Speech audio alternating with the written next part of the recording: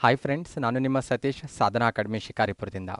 Friends, ಇವತ್ತಿನ ಈ ಕ್ಲಾಸಲ್ಲಿ PCPSI SDA FDA ಎಕ್ಸಾಮಲ್ಲಿ ಈ ಹಿಂದೆ ಭಾರತ ಸಂವಿಧಾನಕ್ಕೆ ರಿಲೇಟೆಡ್ ಆಗಿ ಕೇಳಿರುವಂತಹ ಪ್ರಶ್ನೆಗಳ ಬಗ್ಗೆ ಚರ್ಚೆ ಮಾಡ್ತಾ ಹೋಗ್ತೇನೆ. ಅದಕ್ಕೂ ಮುಂಚೆ ಯಾರು ನಮ್ಮ ಯೂಟ್ಯೂಬ್ ಚಾನಲ್ಗೆ ಸಬ್ಸ್ಕ್ರೈಬ್ ಆಗಿಲ್ವೋ ಅವರು ಸಬ್ಸ್ಕ್ರೈಬ್ ಆಗಿ, ಯಾರು ನಮ್ಮ ಸಾಧನಾ ಅಕಾಡೆಮಿ ಆ್ಯಪನ್ನು ಡೌನ್ಲೋಡ್ ಮಾಡ್ಕೊಂಡಿಲ್ವೋ ಅವರು ಡೌನ್ಲೋಡ್ ಮಾಡ್ಕೊಳ್ಳಿ ಅಂತ ಕೇಳ್ಕೊಳ್ತಾ ಇವತ್ತಿನ ಮೊದಲನೇ ಪ್ರಶ್ನೆಗೆ ಹೋಗೋಣ. ಫ್ರೆಂಡ್ಸ್, ಮೊದಲನೇ ಪ್ರಶ್ನೆ ಇಂಡಿಯನ್ ಪೊಲಿಟಿಗೆ ರಿಲೇಟೆಡ್ ಆಗಿ ಫ್ರೇಮ್ ಆಗಿರೋದೇನೆಂದರೆ, ಕರ್ನಾಟಕ ವಿಧಾನ ಪರಿಷತ್ತಿನ ಒಟ್ಟು ಸದಸ್ಯರ ಸಂಖ್ಯೆ ಎಷ್ಟು ಅಂತ ಪ್ರಶ್ನೆ ಫ್ರೇಮ್ ಆಗಿರೋದು. ಅದಕ್ಕೆ ರಿಲೇಟೆಡ್ ಆಗಿ 4 ಆಪ್ಷನ್ಸ್ ಕೂಡ ಕೊಟ್ಟಿದ್ದಾರೆ: 70, 75, 65, 78 ಅಂತ. ಓಕೆ, ಎಲ್ಲರಿಗೂ ಗೊತ್ತಿರುತ್ತೆ ಕರ್ನಾಟಕ ವಿಧಾನ ಪರಿಷತ್ತಿನ ಒಟ್ಟು ಸದಸ್ಯರ ಸಂಖ್ಯೆ 75 ಇರೋದು. ಓಕೆ, ಬನ್ನಿ ವಿಧಾನ ಪರಿಷತ್ತಿಗೆ ರಿಲೇಟೆಡ್ ಆಗಿ ಬೇಸಿಕ್ ಇನ್ಫಾರ್ಮೇಷನ್ ನಮಗೆ ಏನೆಲ್ಲ ಅವಶ್ಯಕತೆ ಇದೆ ಅಂತ ನೋಡ್ತಾ ಹೋದರೆ, ಮೊದಲನೇದಾಗಿ ರಾಜ್ಯ ಶಾಸಕಾಂಗದ ಬಗ್ಗೆ ನಮಗೆ ಕೆಲವೊಂದು ಬೇಸಿಕ್ ಇನ್ಫಾರ್ಮೇಷನ್ ಕ್ಲಿಯರ್ ಆಗಿರಬೇಕು. ಫಸ್ಟ್ ಆಫ್ ಆಲ್, ರಾಜ್ಯ ಶಾಸಕಾಂಗಕ್ಕೆ ವಿಧಾನ ಮಂಡಲ ಅಂತ ಕರೆಯಲಾಗುತ್ತೆ. ಕೆಲವೊಂದು ರಾಜ್ಯಗಳಲ್ಲಿ ವಿಧಾನ ಮಂಡಲ ಅಂದರೆ ರಾಜ್ಯ ಶಾಸಕಾಂಗ ಏಕಸದನದಿಂದ ರಚನೆ ಆಗಿರೋದನ್ನು ನಾವು ಕಾಣ್ತೇವೆ. ಇನ್ನು ಕೆಲವೊಂದು ರಾಜ್ಯಗಳಲ್ಲಿ ರಾಜ್ಯ ಶಾಸಕಾಂಗ 2 ಸದನಗಳಿಂದಲೂ ಸಹ ರಚನೆ ಆಗಿರೋದು ಕಂಡುಬರುತ್ತೆ. ಯಾವುದೇ ಒಂದು ರಾಜ್ಯದ ರಾಜ್ಯ ಶಾಸಕಾಂಗದಲ್ಲಿ ಒಂದೇ ಸದನ ಇದ್ದರೆ ಆ ಶಾಸಕಾಂಗದಲ್ಲಿ ಕೇವಲ ವಿಧಾನಸಭೆ ಅನ್ನುವಂತಹ ಸದನದಿಂದ ಮಾತ್ರ ರಚನೆ ಆಗಿರುತ್ತೆ. ಒಂದು ವೇಳೆ ರಾಜ್ಯ ಶಾಸಕಾಂಗ ಏನಾದರೂ ದ್ವಿಸದನದಿಂದ ರಚನೆ ಆಗಿದ್ದರೆ ಅಂತಹ ರಾಜ್ಯ ಶಾಸಕಾಂಗದಲ್ಲಿ ನಾವು ವಿಧಾನಸಭೆಯನ್ನು ಕಾಣ್ತೇವೆ, ಅದರ ಜೊತೆಗೆ ವಿಧಾನ ಪರಿಷತ್ತನ್ನು ಸಹ ನಾವು ಕಾಣ್ತೇವೆ. ಅಂದರೆ ವಿಧಾನಸಭೆ ಮೊದಲ ಸದನ ಅಥವಾ ಕೆಳಮನೆ ಅಂತ ಕರೆಯಲಾಗುತ್ತೆ, ವಿಧಾನ ಪರಿಷತ್ತಿಗೆ ಮೇಲ್ಮನೆ ಅಥವಾ 2ನೇ ಸದನ ಅಂತ ಕರೆಯಲಾಗುತ್ತೆ. ಓಕೆ, ಇನ್ನೂ ಕೆಲವೊಂದು ಇನ್ಫಾರ್ಮೇಷನ್ ನೋಡ್ತಾ ಹೋದರೆ, ವಿಧಾನಸಭೆ ಕನಿಷ್ಠ 60 ಜನ ಸದಸ್ಯರನ್ನು ಹೊಂದಿರಬೇಕು, ಗರಿಷ್ಠ 500 ಜನ ಸದಸ್ಯರನ್ನು ಹೊಂದಲಿಕ್ಕೆ ಸಂವಿಧಾನ ಅವಕಾಶ ಮಾಡಿಕೊಟ್ಟಿದೆ. ಆದರೂ ಸಹ ಕೆಲವೊಂದು ರಾಜ್ಯಗಳ ವಿಧಾನಸಭೆಯಲ್ಲಿ 60ಕ್ಕಿಂತ ಕಡಿಮೆ ಸದಸ್ಯರಿರೋದನ್ನು ಸಹ ನಾವು ಕಾಣ್ತೇವೆ. ಇನ್ನು ವಿಧಾನ ಪರಿಷತ್ತಿಗೆ ಬರೋದಾದರೆ, ವಿಧಾನ ಪರಿಷತ್ತು ಕನಿಷ್ಠ 40 ಜನ ಸದಸ್ಯರನ್ನು ಹೊಂದಿರಬೇಕು. ಇನ್ನು ಗರಿಷ್ಠ ಆ ರಾಜ್ಯದ ವಿಧಾನಸಭೆಯ ಒಟ್ಟು ಸದಸ್ಯರ ಸಂಖ್ಯೆಯ 1/3 ಭಾಗವನ್ನು ಮೀರೋ ಹಾಗಿಲ್ಲ. ಈ 2 ಅಂಕಿಗಳ ಮಧ್ಯದಲ್ಲಿ ವಿಧಾನ ಪರಿಷತ್ತಿನ ಸದಸ್ಯರ ಸಂಖ್ಯೆ ಇರೋದನ್ನು ನಾವು ಕಾಣ್ತೇವೆ. ಓಕೆ, ವಿಧಾನ ಪರಿಷತ್ನ ಬಗ್ಗೆ ಇನ್ನೂ ಕೆಲವೊಂದು ಇನ್ಫಾರ್ಮೇಷನ್ ಕ್ಲಿಯರ್ ಮಾಡ್ತಾ ಹೋಗೋದಾದರೆ, ವಿಧಾನ ಪರಿಷತ್ನ ಸದಸ್ಯರು ಯಾವುದೋ ಒಂದು ಕ್ಷೇತ್ರದಿಂದ ಅಥವಾ ಒಂದೇ ಮೂಲದಿಂದ ಆಯ್ಕೆಯಾಗಿ ಬಂದವರಾಗಿರೋದಿಲ್ಲ. ಈಗ ನಾವು ವಿಧಾನಸಭಾ ಸದಸ್ಯರ ಬಗ್ಗೆ ನೋಡೋದಾದರೆ, ವಿಧಾನಸಭಾ ಸದಸ್ಯರೆಲ್ಲ ಬಹುತೇಕ ಜನರಿಂದ ನೇರವಾಗಿ ಆಯ್ಕೆಯಾಗಿ ಬಂದಿರ್ತಾರೆ. ಆದರೆ ವಿಧಾನ ಪರಿಷತ್ನ ಸದಸ್ಯರು ಒಂದೇ ಕ್ಷೇತ್ರದಿಂದ ಆಯ್ಕೆಯಾಗಿ ಬಂದಿರೋದಿಲ್ಲ, ಇವರು ಬೇರೆ ಬೇರೆ ಕ್ಷೇತ್ರದಿಂದ ಬಂದವರಾಗಿರ್ತಾರೆ. ಅದರ ಜೊತೆಗೆ ಇನ್ನೊಂದು ಅಂಶ ಪರಿಗಣಿಸಬೇಕು ನಾವೇನೆಂದರೆ, ವಿಧಾನ ಪರಿಷತ್ತಿನ ಸದಸ್ಯರಲ್ಲಿ ಪರೋಕ್ಷ ಚುನಾವಣೆ ಮೂಲಕ ಆಯ್ಕೆಯಾಗಿರುವಂಥ ಸದಸ್ಯರನ್ನು ನಾವು ಕಾಣ್ತೇವೆ. ಅದರ ಜೊತೆಗೆ ರಾಜ್ಯಪಾಲರಿಂದ ನಾಮಕರಣ ಆಗಿರುವಂಥ ಸದಸ್ಯರನ್ನು ಸಹ ನಾವು ಕಾಣ್ತೇವೆ. ಓಕೆ, ನಾವು ಕ್ಲಿಯರ್ ಆಗಿ ನೋಡೋದಾದರೆ ವಿಧಾನ ಪರಿಷತ್ತಿನಲ್ಲಿ ಸದಸ್ಯರು 5 ಕ್ಷೇತ್ರದಿಂದ ಬರೋದನ್ನು ಕಾಣ್ತೇವೆ. ಅಂದರೆ ವಿಧಾನ ಪರಿಷತ್ತಿನ ಒಟ್ಟು ಸದಸ್ಯರಲ್ಲಿ 1/3 ಸದಸ್ಯರು ಆ ರಾಜ್ಯದ ಸ್ಥಳೀಯ ಸಂಸ್ಥೆಗಳ ಸದಸ್ಯರಿಂದ ಆಯ್ಕೆಯಾಗಿ ಬಂದಿರ್ತಾರೆ. ಅಂದರೆ ಗ್ರಾಮೀಣ ಸ್ಥಳೀಯ ಸಂಸ್ಥೆಗಳು ಮತ್ತು ನಗರ ಸ್ಥಳೀಯ ಸಂಸ್ಥೆಗಳಿಂದ ಆಯ್ಕೆಯಾಗಿ ಬಂದಿರ್ತಾರೆ. ಓಕೆ, ಅದರ ಜೊತೆಗೆ ಇನ್ನೂ 1/3 ಸದಸ್ಯರು ಆ ರಾಜ್ಯದ ವಿಧಾನಸಭೆಯಿಂದ ಆಯ್ಕೆಯಾಗಿ ಬಂದಿರ್ತಾರೆ. ಇನ್ನು ವಿಧಾನ ಪರಿಷತ್ತಿನ ಒಟ್ಟು ಸದಸ್ಯರಲ್ಲಿ 1/6 ಸದಸ್ಯರು ರಾಜ್ಯಪಾಲರಿಂದ ನೇಮಕ ಆಗಿರ್ತಾರೆ. ಸ್ಪೆಷಲಿ ಕಲೆ, ಸಾಹಿತ್ಯ, ವಿಜ್ಞಾನ, ಸಮಾಜ ಸೇವೆ ಮತ್ತು ಸಹಕಾರ ಕ್ಷೇತ್ರದಲ್ಲಿ ಯಾರು ಸಾಧನೆಯನ್ನು ಮಾಡಿರ್ತಾರೋ ಅಥವಾ ಯಾರು ಸೇವೆಯನ್ನು ಸಲ್ಲಿಸಿರ್ತಾರೋ ಅಂಥವರನ್ನು ರಾಜ್ಯಪಾಲರು ವಿಧಾನ ಪರಿಷತ್ತಿಗೆ ಸದಸ್ಯರನ್ನಾಗಿ ಆಯ್ಕೆ ಮಾಡೋದನ್ನು ಸಹ ನಾವು ಕಾಣ್ತೇವೆ. ಇದರ ಜೊತೆಗೆ 12/1 ಸದಸ್ಯರು ಪದವೀಧರ ಕ್ಷೇತ್ರದಿಂದ ಆಯ್ಕೆಯಾಗಿರ್ತಾರೆ. ಇನ್ನು 12/1 ಸದಸ್ಯರು ಶಿಕ್ಷಕರ ಕ್ಷೇತ್ರದಿಂದ ಆಯ್ಕೆಯಾಗಿರ್ತಾರೆ. ಈ ರೀತಿ ಒಟ್ಟು 5 ವಿಭಾಗದಿಂದ ವಿಧಾನ ಪರಿಷತ್ತಿಗೆ ಸದಸ್ಯರು ಆಯ್ಕೆಯಾಗಿ ಬರೋದನ್ನು ನಾವು ಕಾಣ್ತೇವೆ. ಇನ್ನು ಕರ್ನಾಟಕ ವಿಧಾನ ಪರಿಷತ್ತಿಗೆ ಬರೋದಾದರೆ, ಕರ್ನಾಟಕ ವಿಧಾನ ಪರಿಷತ್ತಿನ ಒಟ್ಟು ಸದಸ್ಯರ ಸಂಖ್ಯೆ 75 ಇರೋದು. ಅದರಲ್ಲಿ ಯಾವ ಕ್ಷೇತ್ರದಿಂದ ಎಷ್ಟು ಸದಸ್ಯರು ವಿಧಾನ ಪರಿಷತ್ತಿಗೆ ಆಯ್ಕೆಯಾಗಿ ಬರ್ತಾರ ಪರ್ಟಿಕ್ಯುಲರ್ ಆಗಿ ಅಂಕಿಅಂಶ ನಾವು ನೋಡ್ತಾ ಹೋದರೆ, ಸ್ಥಳೀಯ ಸಂಸ್ಥೆಗಳಿಂದ 1/3 ಸದಸ್ಯರು ಆಯ್ಕೆಯಾಗಿ ಬರಬೇಕು. ಅಂದರೆ ಕರ್ನಾಟಕ ವಿಧಾನ ಪರಿಷತ್ತಿನ ಒಟ್ಟು ಸದಸ್ಯರ ಸಂಖ್ಯೆ 75 ಇರೋದ್ರಿಂದ 1/3 ಅಂದರೆ 25 ಆಗುತ್ತೆ. ಹಾಗಾಗಿ 25 ಜನ ಸದಸ್ಯರು ಸ್ಥಳೀಯ ಸಂಸ್ಥೆಗಳಿಂದ ಆಯ್ಕೆಯಾಗಿ ಬರ್ತಾರೆ. ಓಕೆ, ಅದರ ಜೊತೆಗೆ ವಿಧಾನಸಭೆಯಿಂದ ನೋಡೋದಾದರೆ, ವಿಧಾನಸಭೆಯಿಂದಲೂ 25 ಜನ ಸದಸ್ಯರು ಆಯ್ಕೆಯಾಗಿ ಬರ್ತಾರೆ. ಇನ್ನು ರಾಜ್ಯಪಾಲರಿಂದ ನಾಮಕರಣ ಆಗುವಂಥ ಸದಸ್ಯರ ಸಂಖ್ಯೆ ನಮ್ಮ ವಿಧಾನ ಪರಿಷತ್ನಲ್ಲಿ 11 ಇದೆ ಅಂತ ಹೇಳ್ಬೋದು. ಇನ್ನು ಶಿಕ್ಷಕರ ಕ್ಷೇತ್ರದಿಂದ 7 ಜನ ಸದಸ್ಯರು ಆಯ್ಕೆಯಾಗಿ ಬರ್ತಾರೆ. ಪದವೀಧರ ಕ್ಷೇತ್ರದಿಂದಲೂ ಸಹ 7 ಜನ ಸದಸ್ಯರು ಆಯ್ಕೆಯಾಗಿ ಬರ್ತಾರೆ. ಒಟ್ಟಿನಲ್ಲಿ 75 ಜನ ಸದಸ್ಯರು 5 ಬೇರೆ ಬೇರೆ ಮೂಲ ಬೇರೆ ಬೇರೆ ಕ್ಷೇತ್ರದಿಂದ ಆಯ್ಕೆಯಾಗಿ ಬರೋದನ್ನು ನಾವಿಲ್ಲಿ ಸ್ಪಷ್ಟವಾಗಿ ಕಾಣ್ಬೋದಾಗಿದೆ. ಓಕೆ ಫ್ರೆಂಡ್ಸ್, ನೆಕ್ಸ್ಟ್ ಇನ್ನೊಂದು ಇಂಪಾರ್ಟೆಂಟ್ ಪಾಯಿಂಟ್ಸ್ ನಮ್ಗೆ ಕ್ಲಿಯರ್ ಆಗಬೇಕು. ಸ್ಪೆಷಲಿ ಬರುವಂತಹ ಎಕ್ಸಾಮಲ್ಲಿ ಕ್ವಶನ್ ಫ್ರೇಮ್ ಆಗ್ಬೋದು, ಪ್ರೆಸೆಂಟ್ ಎಷ್ಟು ರಾಜ್ಯಗಳಲ್ಲಿ ವಿಧಾನ ಪರಿಷತ್ ಇದೆ ಅನ್ನೋದು. ಓಕೆ, ಆಲ್ರೆಡಿ ಒಂದು ಇಮೇಜ್ ಕೂಡ ಕಾಣಿಸ್ತಾ ಇದೆ ಅದಕ್ಕೆ ರಿಲೇಟೆಡ್ ಆಗಿ. ಅಲ್ಲಿ ನಾವು ಹೈಲೈಟ್ ಮಾಡಿರುವಂಥ ಏನು ಸ್ಟೇಟ್ಸ್ಗಳಿದ್ದಾವಲ್ಲ ಆ ಸ್ಟೇಟ್ಸಲ್ಲಿ ವಿಧಾನ ಪರಿಷತ್ ಇರೋದನ್ನು ನಾವು ಕಾಣ್ತೇವೆ. ಆದರೆ ಅಲ್ಲಿ ಜಮ್ಮು ಕಾಶ್ಮೀರ ರಾಜ್ಯವನ್ನು ಕೂಡ ನಾವು ಹೈಲೈಟ್ ಮಾಡಿದ್ದೇವೆ. ಆದರೆ ಪ್ರೆಸೆಂಟ್ ನೋಡೋದಾದರೆ ಜಮ್ಮು ಕಾಶ್ಮೀರ ರಾಜ್ಯ ತನ್ನ ರಾಜ್ಯದ ಸ್ಥಾನಮಾನವನ್ನು ಕಳೆದುಕೊಂಡಿದೆ. 2019ರಲ್ಲಿ ಭಾರತ ಸರ್ಕಾರ ಏನು ಜಮ್ಮು ಕಾಶ್ಮೀರ ಪುನರ್ರಚನಾ ಕಾಯ್ದೆಯನ್ನು ಅನ್ನುವಂಥ ಏನು ಕಾಯ್ದೆಯನ್ನು ಜಾರಿಗೆ ತಂದಿದೆ ಅಲ್ವಾ, ಆ ಕಾಯ್ದೆಯ ಪ್ರಕಾರ ಜಮ್ಮು ಕಾಶ್ಮೀರ ರಾಜ್ಯವನ್ನು 2 ಕೇಂದ್ರಾಡಳಿತ ಪ್ರದೇಶವಾಗಿ ಡಿವೈಡ್ ಮಾಡಲಾಗಿದೆ. ಒಂದು ಜಮ್ಮು ಮತ್ತು ಕಾಶ್ಮೀರ ಅಂತ, ಮತ್ತೊಂದು ಲಡಾಖ್ ಅಂತ. ಓಕೆ, ಜಮ್ಮು ಕಾಶ್ಮೀರ ರಾಜ್ಯದಲ್ಲಿ ಏನು ಮುಂಚೆ ಇತ್ತಲ್ಲ ವಿಧಾನಸಭೆ ವಿಧಾನ ಪರಿಷತ್ತನ್ನು ಒಳಗೊಂಡ ಏನು ಶಾಸಕಾಂಗ ಇತ್ತಲ್ವಾ, ಆ ಶಾಸಕಾಂಗದಲ್ಲಿ ಕೂಡ ಕೆಲವೊಂದು ಬದಲಾವಣೆ ಮಾಡಲಾಗಿದೆ. ಪ್ರೆಸೆಂಟ್ ಜಮ್ಮು ಕಾಶ್ಮೀರ ಕೇಂದ್ರಾಡಳಿತ ಪ್ರದೇಶದಲ್ಲಿ ಶಾಸಕಾಂಗ ಇದೆ, ಆದರೆ ಆ ಶಾಸಕಾಂಗ ಕೇವಲ ವಿಧಾನಸಭೆಯನ್ನು ಮಾತ್ರ ಒಳಗೊಂಡಿದೆ. ಹಾಗಾಗಿ ಇನ್ಮುಂದೆ ಬರುವಂತಹ ಎಕ್ಸಾಮಲ್ಲಿ ವಿಧಾನ ಪರಿಷತ್ ಹೊಂದಿರುವಂತಹ ರಾಜ್ಯಗಳ ಪಟ್ಟಿಯಲ್ಲಿ ನಾವು ಜಮ್ಮು ಕಾಶ್ಮೀರನ್ನು ಕೌಂಟ್ ಮಾಡೋಂಗಿಲ್ಲ. ಓಕೆ, ಅದನ್ನು ಹೊರತುಪಡಿಸಿದರೆ ರಿಮೈನಿಂಗ್ 6 ಸ್ಟೇಟ್ಸಲ್ಲಿ ನಾವು ವಿಧಾನ ಪರಿಷತ್ತನ್ನು ಕಾಣ್ಬೋದು. ಸ್ಪೆಷಲಿ ಕರ್ನಾಟಕ ಮತ್ತು ಅದರ ಸುತ್ತಮುತ್ತಲಿನ ರಾಜ್ಯಗಳಲ್ಲಿ ನಾವು ಕಾಣ್ತೇವೆ. ಕರ್ನಾಟಕ, ತೆಲಂಗಾಣ, ಆಂಧ್ರ ಪ್ರದೇಶ್ ಮತ್ತು ಮಹಾರಾಷ್ಟ್ರ. ಇದರ ಜೊತೆಗೆ UP ಮತ್ತು ಬಿಹಾರ್, ಈ 6 ರಾಜ್ಯಗಳಲ್ಲಿ ನಾವು ವಿಧಾನಸಭೆಯನ್ನು ಕಾಣ್ಬೋದು. ವಿಧಾನಸಭೆ ಜೊತೆಗೆ ವಿಧಾನ ಪರಿಷತ್ತನ್ನು ಸಹ ನಾವು ಕಾಣ್ತೇವೆ. ಓಕೆ, ಇಲ್ಲಿ ಇನ್ನೊಂದು ವಿಶೇಷತೆ ಪರಿಗಣಿಸಬೇಕು. ಸ್ಪೆಷಲಿ ಕರೆಂಟ್ ಇವೆಂಟ್ಸ್ಗೆ ರಿಲೇಟೆಡ್ ಆಗಿ ಆಂಧ್ರ ಪ್ರದೇಶ ರಾಜ್ಯದಲ್ಲಿಯೂ ಕೂಡ ವಿಧಾನ ಪರಿಷತ್ಗೆ ರಿಲೇಟೆಡ್ ಆಗಿ ಕೆಲವೊಂದು ಬೆಳವಣಿಗೆ ಆಗ್ತಾ ಇದ್ದಾವೆ ಇತ್ತೀಚಿನ ದಿನದಲ್ಲಿ. ಆಂಧ್ರ ಪ್ರದೇಶ ಸರ್ಕಾರ ಏನು ಮಾಡ್ತಾ ಇದೆ ಅಂದರೆ ವಿಧಾನ ಪರಿಷತ್ತನ್ನು ರದ್ದುಪಡಿಸಲಿಕ್ಕೆ ಬೇಕಾಗುವಂತಹ ಕ್ರಮಗಳನ್ನೆಲ್ಲ ಕೈಗೊಂಡಿದೆ. ಅದಕ್ಕೆ ರಿಲೇಟೆಡ್ ಆಗಿ ಅದು ಸಂಸತ್ತಿಗೆ ಮನವಿಯನ್ನು ಕೂಡ ಸಲ್ಲಿಸಿದೆ. ಸಂಸತ್ತು ಅದಕ್ಕೆ ರಿಲೇಟೆಡ್ ಆಗಿ ಇನ್ನೂ ಯಾವುದೇ ಕ್ರಮ ಕೈಗೊಂಡಿಲ್ಲ. ಹಾಗಾಗಿ ಇದನ್ನು ಕೂಡ ನೀವು ಅಪ್ಡೇಟ್ ಆಗಬೇಕು. ಆಂಧ್ರ ಪ್ರದೇಶದಲ್ಲಿ ಕೂಡ ವಿಧಾನ ಪರಿಷತ್ತು ಅಬಾಲಿಷ್ ಆಗುವಂಥ ಹಂತದಲ್ಲಿರೋದನ್ನು ನಾವು ಕಾಣ್ತೇವೆ. ಓಕೆ, ನೆಕ್ಸ್ಟ್ ವಿಧಾನ ಪರಿಷತ್ ರಚನೆ ಅಥವಾ ರದ್ದತಿಯ ಬಗ್ಗೆ ಒಂದು ಸ್ವಲ್ಪ ಕ್ಲಿಯರ್ ಆಗಬೇಕು. ಯಾಕೆಂದರೆ ವಿಧಾನ ಪರಿಷತ್ಗೆ ರಿಲೇಟೆಡ್ ಆಗಿ ಕ್ವಶನ್ ಮೇಲಿನ ಮೇಲೆ ಫ್ರೇಮ್ ಆಗ್ತಾ ಇರ್ತವೆ. ಭಾರತ ಸಂವಿಧಾನದ 169ನೇ ವಿಧಿ ವಿಧಾನ ಪರಿಷತ್ನ ರಚನೆ ಅಥವಾ ರದ್ದತಿ ಎರಡರ ಬಗ್ಗೆನೂ ಕ್ಲಿಯರ್ ಮಾಡುತ್ತೆ. ಓಕೆ, 169ನೇ ವಿಧಿ ಪ್ರಕಾರ ಯಾವುದೇ ಒಂದು ರಾಜ್ಯದಲ್ಲಿ ವಿಧಾನ ಪರಿಷತ್ ಇದೆ ಅಂತ ಇಟ್ಕೊಳ್ಳೋಣ, ಆ ವಿಧಾನ ಪರಿಷತ್ ರದ್ದುಪಡಿಸಬೇಕಾಗಿದೆ. ಅಥವಾ ಯಾವುದೋ ಒಂದು ರಾಜ್ಯದಲ್ಲಿ ವಿಧಾನ ಪರಿಷತ್ ಇಲ್ಲ, ಹೊಸದಾಗಿ ವಿಧಾನ ಪರಿಷತ್ ರಚನೆ ಮಾಡ್ಕೊಳ್ಬೇಕಾಗಿದೆ. ಇಂಥ ಸಂದರ್ಭದಲ್ಲಿ ಏನು ಪ್ರೊಸೆಸ್ ನಾವು ಫಾಲೋ ಮಾಡಬೇಕಂತ ನೋಡ್ತಾ ಹೋದರೆ, ಮೊದಲನೇದಾಗಿ ಆ ಸಂಬಂಧಪಟ್ಟ ರಾಜ್ಯದ ವಿಧಾನಸಭೆ ಇದಕ್ಕೆ ರಿಲೇಟೆಡ್ ಆಗಿ ಒಂದು ನಿರ್ಣಯವನ್ನು ವಿಶೇಷ ಬಹುಮತದ ಮೂಲಕ ಅಂಗೀಕರಿಸಬೇಕು. ಆಮೇಲೆ ಸಂಸತ್ತು ಅದಕ್ಕೆ ರಿಲೇಟೆಡ್ ಆಗಿ ಒಂದು ಕಾಯ್ದೆಯನ್ನು ಪಾಸ್ ಮಾಡೋ ಮೂಲಕ ವಿಧಾನ ಪರಿಷತ್ತನ್ನು ರಚನೆ ಮಾಡ್ಬೋದು ಅಥವಾ ವಿಧಾನ ಪರಿಷತ್ತನ್ನು ರದ್ದುಪಡಿಸ್ಬೋದಾಗಿದೆ. ಏಕೆಂದರೆ ಭಾರತದ ರಾಜಕೀಯ ಇತಿಹಾಸವನ್ನು ನಾವು ಅವಲೋಕಿಸಿ ನೋಡಿದ್ರೆ ಕೆಲವೊಂದು ರಾಜ್ಯಗಳು ವಿಧಾನ ಪರಿಷತ್ ರಚನೆ ಮಾಡ್ಕೊಂಡಿರೋದನ್ನು ಕಾಣ್ತೇವೆ, ಕೆಲವೊಂದು ರಾಜ್ಯಗಳು ವಿಧಾನ ಪರಿಷತ್ತನ್ನು ರದ್ದುಪಡಿಸ್ಕೊಂಡಿರೋದನ್ನು ಕೂಡ ನಾವು ಕಾಣ್ತೇವೆ. ಫಾರ್ ಎಕ್ಸಾಂಪಲ್ ಪಶ್ಚಿಮ ಬಂಗಾಳ ಇರ್ಬೋದು, ಪಂಜಾಬ್ ಇರ್ಬೋದು, ತಮಿಳುನಾಡು ಇರ್ಬೋದು. ಹಾಗಾಗಿ 169ನೇ ವಿಧಿ ಇದರ ಬಗ್ಗೆ ಸ್ಪಷ್ಟವಾಗಿ 2 ಪ್ರೊಸೆಸ್ ಫಾಲೋ ಮಾಡೋದನ್ನು ಸೂಚಿಸುತ್ತೆ. ಓಕೆ, ನೆಕ್ಸ್ಟ್ ವಿಧಾನ ಪರಿಷತ್ ಅವಶ್ಯಕತೆ ಇದೇನಾ ಇಲ್ವಾ ಅನ್ನೋದು ಕೂಡ ಚರ್ಚೆ ಆಗ್ತಾ ಇದೆ ಇತ್ತೀಚಿನ ದಿನದಲ್ಲಿ. ಯಾಕೆಂದರೆ ಕೆಲವೊಂದು ರಾಜ್ಯಗಳು ವಿಧಾನ ಪರಿಷತ್ ರಚನೆ ಮಾಡ್ಕೊಂಡಿದ್ದಾವೆ, ಕೆಲವೊಂದು ರಾಜ್ಯಗಳದು ಬೇಡ ಅಂತ ಅನ್ನೋದು ಕೂಡ ವಾದ ಇದೆ. ಇದ್ರ ಬಗ್ಗೆ ರಾಜಕೀಯ ಚಿಂತಕರಲ್ಲಿ ಕೂಡ ಒಮ್ಮತದ ಅಭಿಪ್ರಾಯವಿಲ್ಲ. ಕೆಲ ರಾಜಕೀಯ ಚಿಂತಕರು ಇದಕ್ಕೆ ಪಾಸಿಟಿವ್ ಆಗಿ ತಮ್ಮ ವಿಚಾರ ವ್ಯಕ್ತಪಡಿಸಿದ್ರೆ, ಇನ್ನೂ ಕೆಲವರು ನೆಗೆಟಿವ್ ಆಗಿ ಕೂಡ ವಿಚಾರ ವ್ಯಕ್ತಪಡಿಸ್ತಾ ಇದ್ದಾರೆ. ಓಕೆ, ನಾವು ಪಾಸಿಟಿವ್ ನೆಗೆಟಿವ್ ವಿಚಾರ ನೋಡ್ತಾ ಹೋದರೆ, ಮೊದಲನೇದಾಗಿ ವಿಧಾನ ಪರಿಷತ್ನ ಅವಶ್ಯಕತೆ ಏನಿದೆ ಅಂತ ಕ್ಲಿಯರ್ ಮಾಡೋದಾದರೆ, ಈ ವಿಧಾನ ಪರಿಷತ್ತಿಗೆ ಬುದ್ಧಿಜೀವಿಗಳ ಸದನ ಅಂತ ಕರೆಯಲಾಗುತ್ತೆ.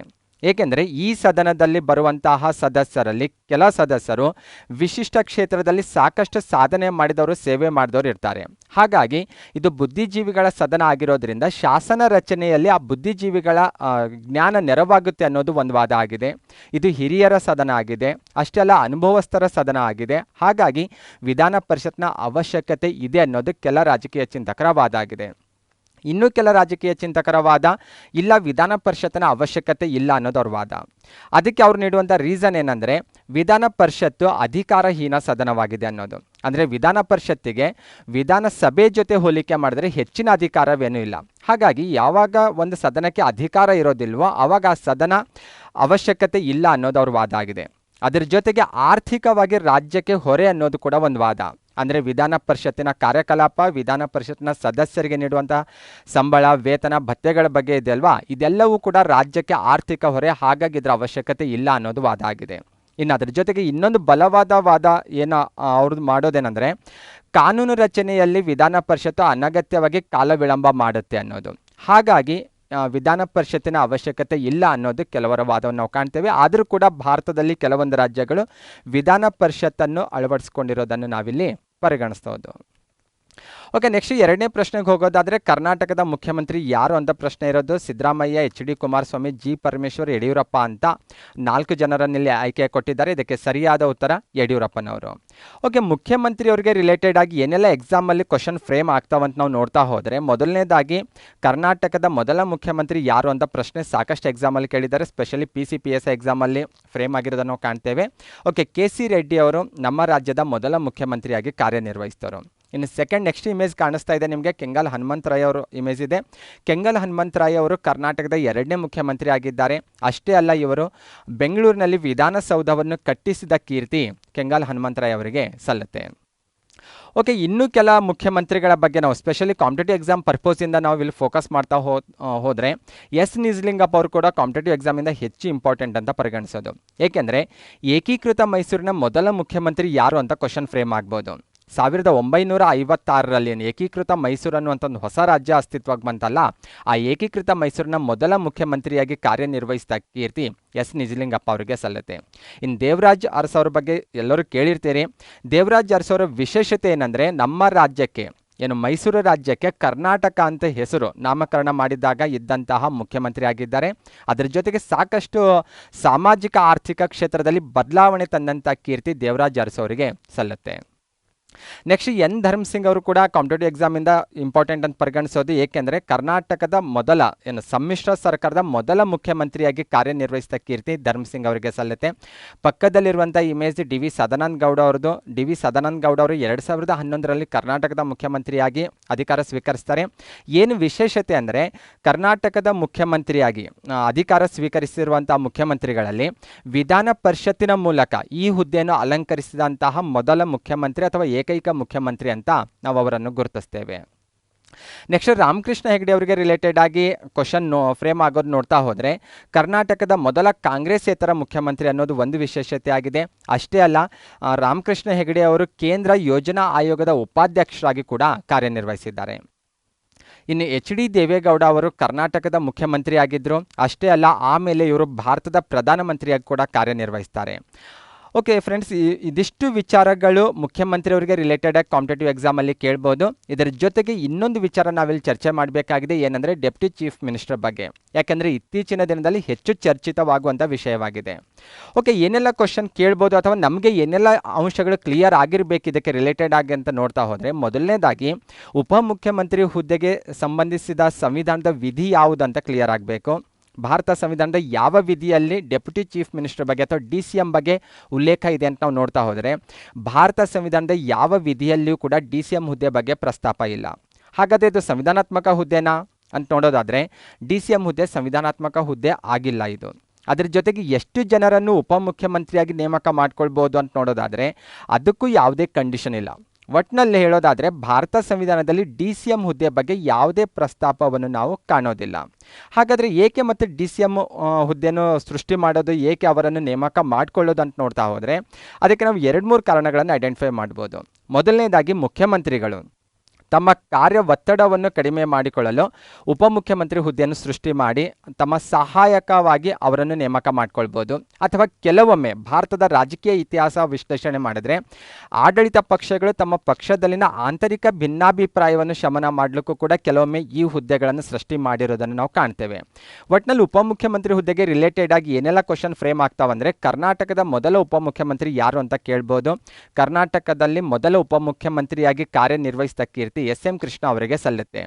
1993ರಲ್ಲಿ ವೀರಪ್ಪ ಮೊಯ್ಲಿ ಅವರು ಕರ್ನಾಟಕದ ಮುಖ್ಯಮಂತ್ರಿಯಾಗಿದ್ದಾಗ ಅವರ ಸರ್ಕಾರದಲ್ಲಿ SM ಕೃಷ್ಣ ಅವರು ಉಪಮುಖ್ಯಮಂತ್ರಿಯಾಗಿ ಕಾರ್ಯನಿರ್ವಹಿಸಿದರು. ಅವರಾದ ನಂತರ ಸಾಕಷ್ಟು ಜನ ಉಪಮುಖ್ಯಮಂತ್ರಿಗಳಾಗಿ ಕಾರ್ಯನಿರ್ವಹಿಸಿದ್ದಾರೆ.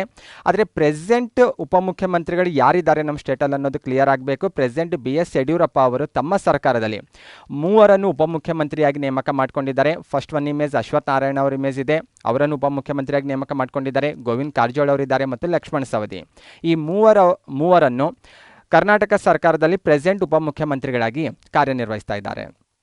ಫ್ರೆಂಡ್ಸ್, ನೆಕ್ಸ್ಟ್ ಇನ್ನೊಂದು ವಿಶೇಷತೆ ನೀವು ಇತ್ತೀಚೆಗೆ ಕೇಳಿರ್ತೀರಿ, ಏನಂದರೆ ಆಂಧ್ರ ಪ್ರದೇಶದ ಮುಖ್ಯಮಂತ್ರಿ ಆಗಿರುವಂಥ YS ಜಗನ್ಮೋಹನ್ ರೆಡ್ಡಿ ಅವರು ತಮ್ಮ ಸರ್ಕಾರದಲ್ಲಿ 5 ತಮ್ಮ ಸರ್ಕಾರದಲ್ಲಿ ಉಪಮುಖ್ಯಮಂತ್ರಿಗಳನ್ನಾಗಿ ನೇಮಕ ಮಾಡಿಕೊಂಡಿದ್ದಾರೆ.